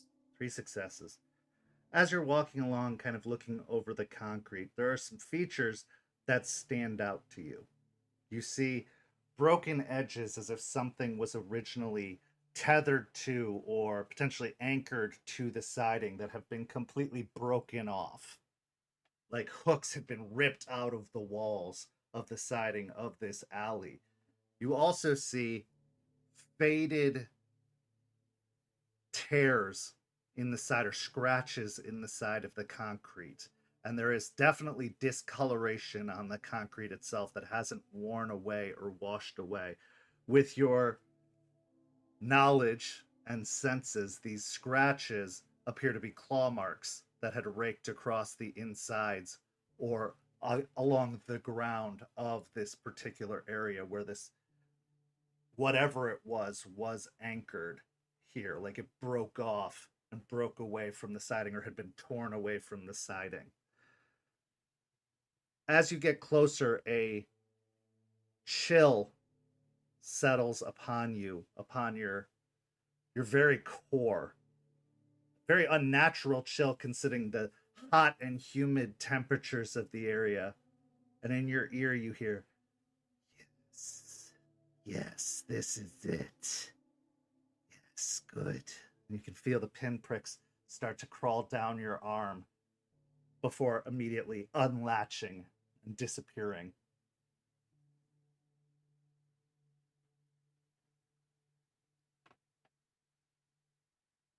All right, I'll follow as best as I can. Okay. So standing still at first, trying to feel out where to go, what to do, roll me a wits and occult.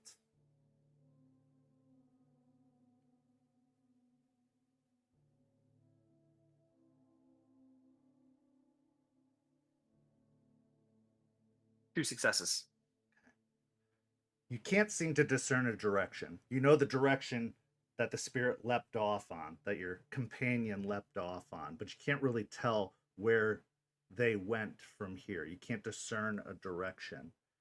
As you are trying to contemplate what to do next, kind of patting your pockets absently, trying to discover if there's something you can do to help, you reach down into your pants pocket and you feel a strange bulge, as if it was something that you'd forgotten, a strange absence.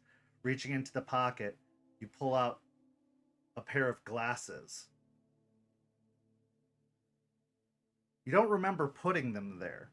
You don't remember withdrawing them from the repository or taking them with you, but you know, ever since you've settled into the cairn, that one of the very benefits of being part of this particular sept is the repository of talismans and talons that they have at their disposal. And one of those talismans seems to be this pair of glasses called aura shades that allow you to see beyond, as if you had the ability and the gift to do so. Why you have these on your person, how they even got there is beyond you. You remember the preparations, you remember packing the things you meant to take with you. You don't recall visiting the repository. You don't recall taking out these particular items, but yet here they are, as if they were meant to be there. He'll kind of stare at him for a second and flip him around, and then slip them onto his face. As you slide the aura shades onto your face, the world changes. Like an overexposed photograph or a photo negative laid upon a photo itself. Everything feels different. The wild is here. It has started to reclaim this area, this land. But the presence of the Weaver hasn't ever truly escaped.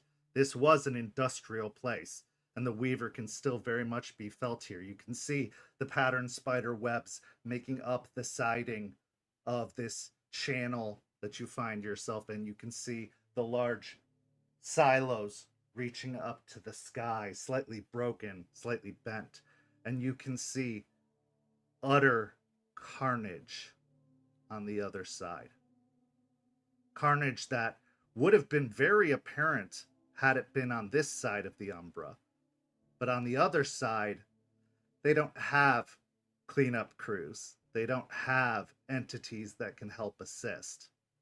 The spirits will do what they will, but for the most part, scars left in the Umbra remain, with no one to tend them. And this place is extremely scarred. Those places where you saw the anchors ripped out, you can see torn asunder chunks of something dark, like an ichor, as if it has been broken apart or blasted apart in various spots. And you see corpses. Withered, decayed corpses. Corpses of all shapes and sizes, and even, much to your dismay and surprise, some of them Garou. In their hulking, massive Krynos forms, all withered and decayed. Broken. Ravaged. Roll me a wits and awareness as you look through to the other side.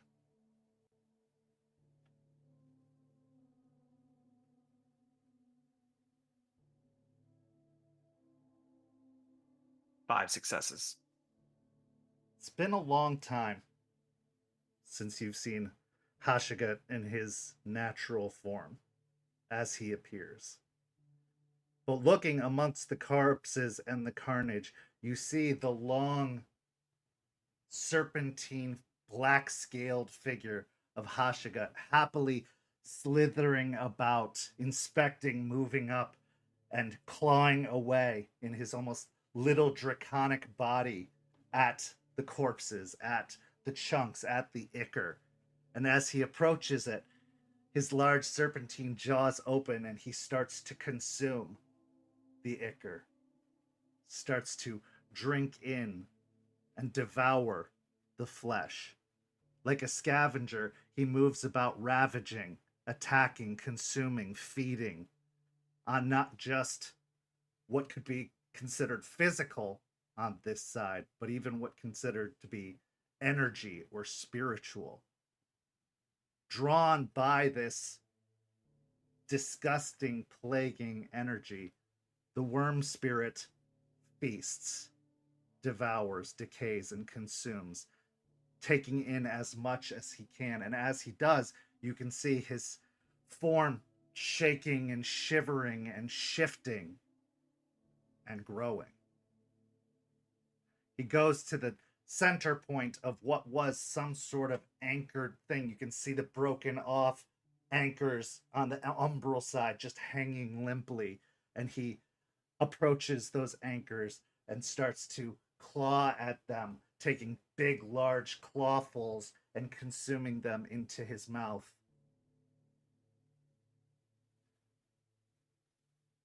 What do you do? Lucas is going to stand there kind of dumbstruck for a moment.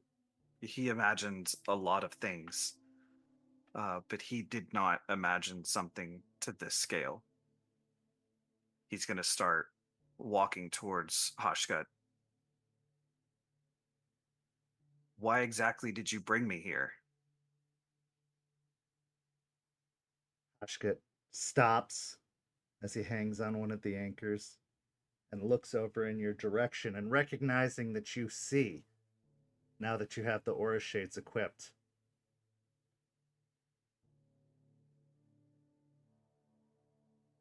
what was old made new again. What was wasted consumed. The worm feeds not just on the living, but on the dead, on itself. Ashamed to see such energy go to waste when there is one so small and meager and ignored as I, a gaffling capable of so much more. Consider it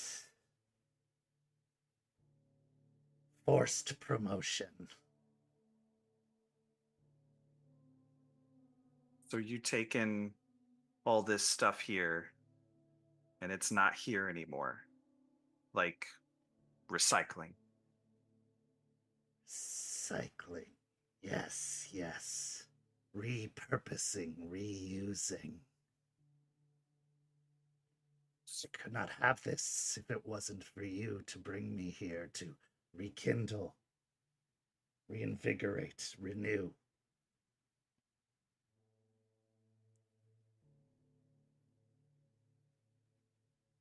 What do I get out of it? This will serve us both. For if I am stronger, the others will have something to fear.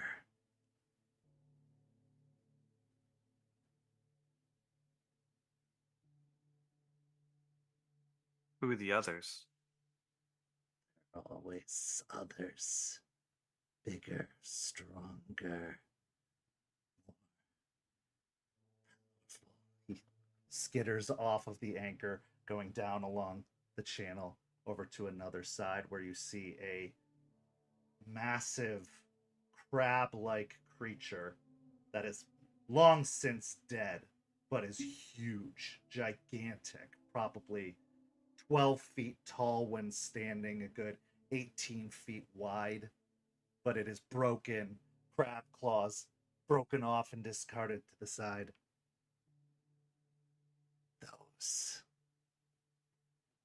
Those that haunt, those that are drawn, those that serve, those that are bigger, better, more ravenous. We serve them, but they will serve us. He immediately dives into the body of this large large crab creature, breaking through the crustaceous shell and digging himself in until you see his little tail disappear into the husk of the body. You can hear it shaking and see it twitching a little bit as it moves about from the inside. And then from the large mouth, it kind of cracks open and Hashiga climbs out. But even as he emerges, you can see he's grown probably another 5 or 6 inches longer.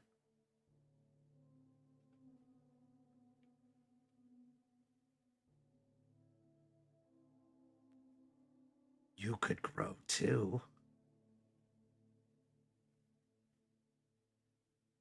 You could feast too. Look, Hashigat, you've been with me a long time. You've gotten me out of some shit. I give you that. Now, was it for your own purposes? Hell yeah, it was. And you chose the right person to respect that because I respect it. So there's a lot of lines I'm willing to cross, but you're talking some big, big steps across some big, big lines when you say something like that.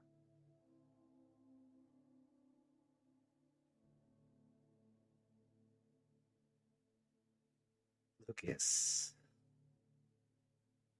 some things are too far gone to be saved.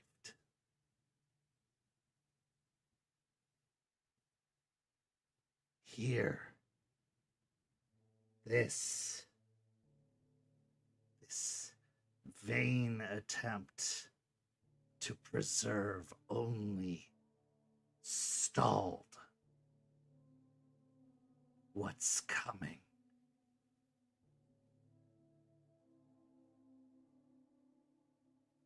Surrender to the inevitable, and you can feast. You can grow.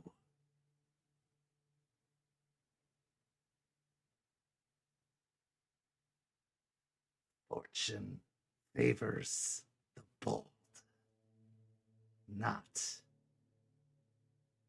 those who preserve.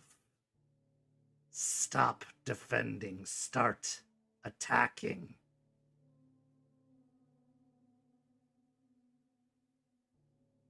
Doesn't have to be like that. It could be different. You said it yourself. They're your words. You're doing exactly what you're meant to do. You're recycling. I mean, if that's not serving the circle, I don't know what is. You tell me that I could grow bigger and stronger. You could too, but in the right ways.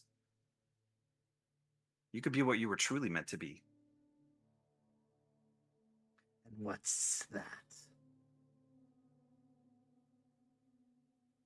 The end of the cycle.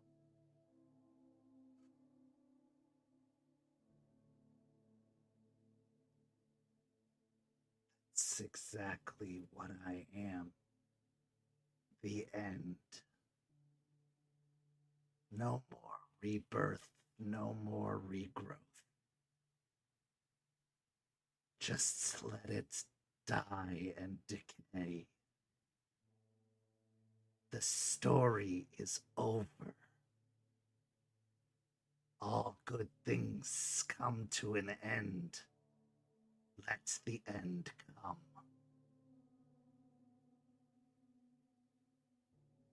What do you feed on when there's nothing left? There's always something left. Is there?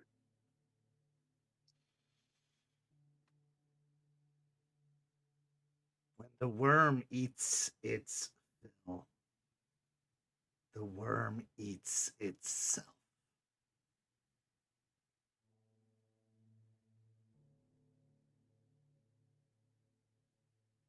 Well,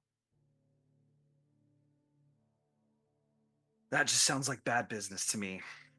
I think it's better if you only eat what you're supposed to, because then you never have to stop. The ravenous, all that stuff, you could just revel in it the way it's supposed to be. But if it's all gone, there's nothing left for you. You have a purpose. You always had a purpose. Just like you're trying to take me away from mine, you lost yours. But you can still find it. Give me a charisma and persuasion. Or charisma and occult. I'll give you the choice on that one, because those are both valid arguments. So it's a better choice.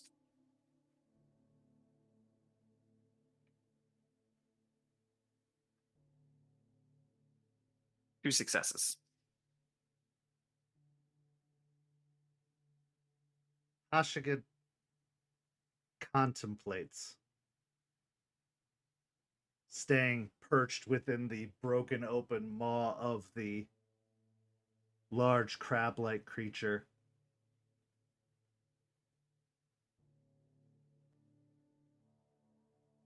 There's nothing more to eat. There's nothing left to do.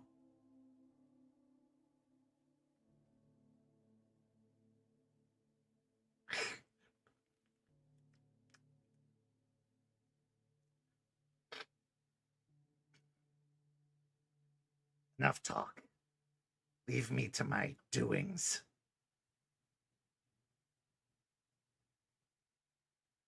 You have a good meal. You know where to find me. He turns and dives back into the crab, and you can see its large lumbering form shake again. And as it's crackling apart, you can see some of it is starting to dissolve, almost like into an ichor, as the body is broken down more and more. You turn away. Where are you headed? There are guru bodies, right? Mm-hmm. On the umbral side. I know that I can't touch them, but I'm going to go over and look at a few of them before I leave to see if I can see any markings or any identifying factors. Sure, give me a wits and investigation.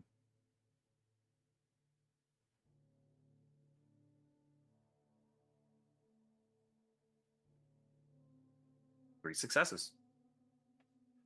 Most of them are pretty withered and decayed beyond recognition. It looks like Hashigut isn't the first thing to come by and feed. There are other scavenger spirits that will move their way through, that will feast upon such options, and those that spend too long into the Umbra can become something else as well, something unrecognizable. But as you're looking over the bodies, unable to touch them, unable to contact them, but knowing that they're there and not at the same time, you look over, and several of these carcasses that you find have a very, very distinguishable marking on them.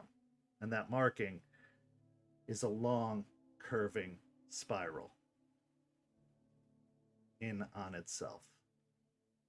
But there are others that don't. Others that don't really have discernible markings, but seem to be clear of any kind of infestation or purge. Some are torn pretty well to shreds. Most of them, their bodies have been completely annihilated for one form or another. Several are burnt to an almost crispy black charcoal. But nothing really stands out more than just some were clearly dancers, some were clearly not. There were two forces that collided here in a conflict, and it seems neither side of the forces escaped escaped at all, probably. As you're looking down at one of these bodies, you're startled when all of a sudden a female voice says, "Did you find what you were looking for?" As you look up the edge of the large channel you find yourself in, a woman in a business suit, done up really well, a mini skirt down to her knees, large pumps on, with a clipboard in hand, her hair done up in a bun behind her head, looks down from the edge, spectacles on her eyes. Because I have the glasses on, do I see anything hovering around her? Any indications that... Weirdly enough, the photo negative is almost atop itself. She seems to be in both places. I'll slide the glasses down to the edge of my nose and look up and kind of give a half smile. I might have. Who are you?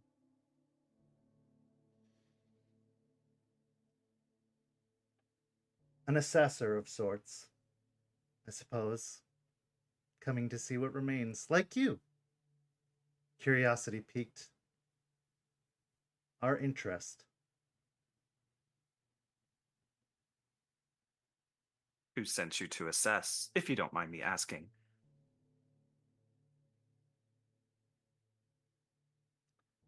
All my employers prefer to go unknown, unaddressed. This place has a lot of potential still. Solid bones. Coat of paint and a couple of curtains, right? Something like that. Well, Might need 1 or 2 coats of paint. Maybe something else, but yeah, you might be able to do something with it. I'm not looking to cause you any trouble. I just heard a noise and came to see what it was. Same here. As you said, I'm just looking around. Well, please enjoy your stay. I'll stay out of your way. And I'm heading out, so you do your thing. Wonderful. Good evening to you. You too. She turns and starts to walk away. Go ahead and roll me a wits and awareness check. See if you can catch any other details.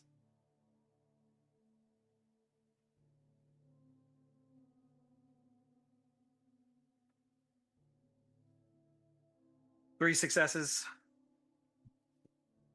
Yeah, 3. Because you have Eyes of the Owl active, an ability that allows you to see in greater detail than most would, common eyes probably would have failed to notice this, as the darkness consumes a majority of the area.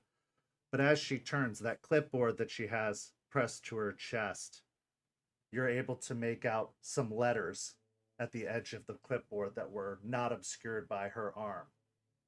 And those letters are E-X. As she turns and starts walking away. After a while, with the aura shades off, you eventually feel the pricks on your leg climbing back up again. But these are much larger pricks at this point, almost like a cat climbing up your shoulders rather than the tiny lizard that was scrambling up before. Eventually, you feel a weight settle on one shoulder and wrap around to the other shoulder. And you feel the tail kind of roll across your neck. Not in a threatening or choking motion, but just kind of like a curl around the neck. We're done here. Yes. Yes, we are. If you keep doing this, I'm going to have to get you on a treadmill. Let's go home. Make your way back to the truck. We transition now to our final scene. A boardroom. Much like many boardrooms that have been seen before, but this boardroom still belongs to Harlan Severin, seneschal of the city. He's not as nervously pacing, an old man that appears to be in his late 40s, early 50s, thinning hair up top his head, dressed in a very fine suit. Instead, he's sat at the end of the boardroom table. A minute later, the door opens, and a stout and stocky, muscular woman with curly brown hair atop her head enters as the sheriff of the city, Bloody Mary, makes her way in. She closes the door, but beyond the door out in the hallway, you can hear some rustling, some muffled voices, a bit of a disturbance happening outside. And Harlan looks up to Mary. Did you find them? She responds, they're like cockroaches.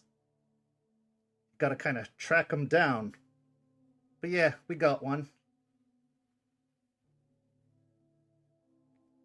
Do you think they know what we need?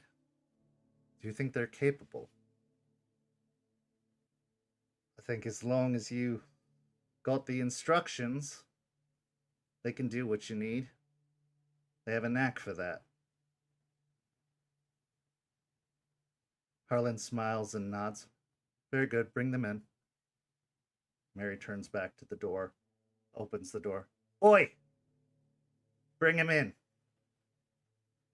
There's a bit of rustling and a little bit of a commotion outside the door before, a moment later, 2 police officers dressed in Tampa Bay police uniforms come in and shove a third figure into the room. The figure wears a large poncho and a crocheted wizard's cap atop their head. Harlan looks up. Hello, Spud. Hey, boss man, what's the deal? I know what you want, says Harland.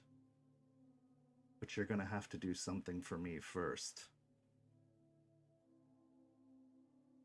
And that is where our story comes to a close.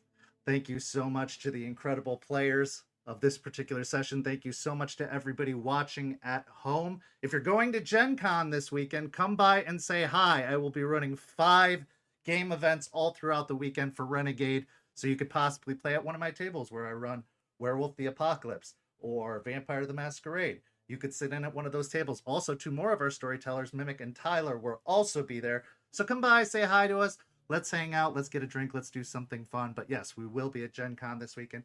As for programming this week, it's kind of up in the air at the moment. We're having some technical difficulties on our side, but hopefully we will have a Don't Get Caught for you on Thursday night, as well as a Bloody Strings on Sunday. But if not, we can just chalk it up to Gen Con and we'll catch up with those next week.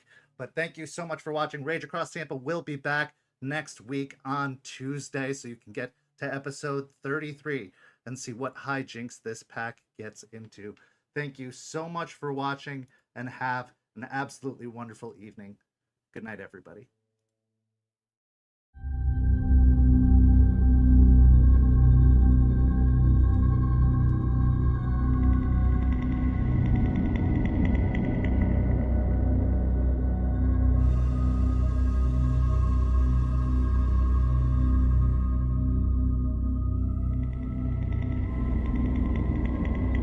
This has been a St. Petersburg by Night production.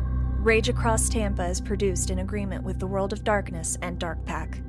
The storyteller for Rage Across Tampa is Kent. Tonight's characters were voiced by Preston, Champ, Noree, and Weiss. Visit our website at stpbynight.com for more information about all of our productions and how you can become a part of our community. Thank you for listening. Until next time, fangs, stakes, and claws out.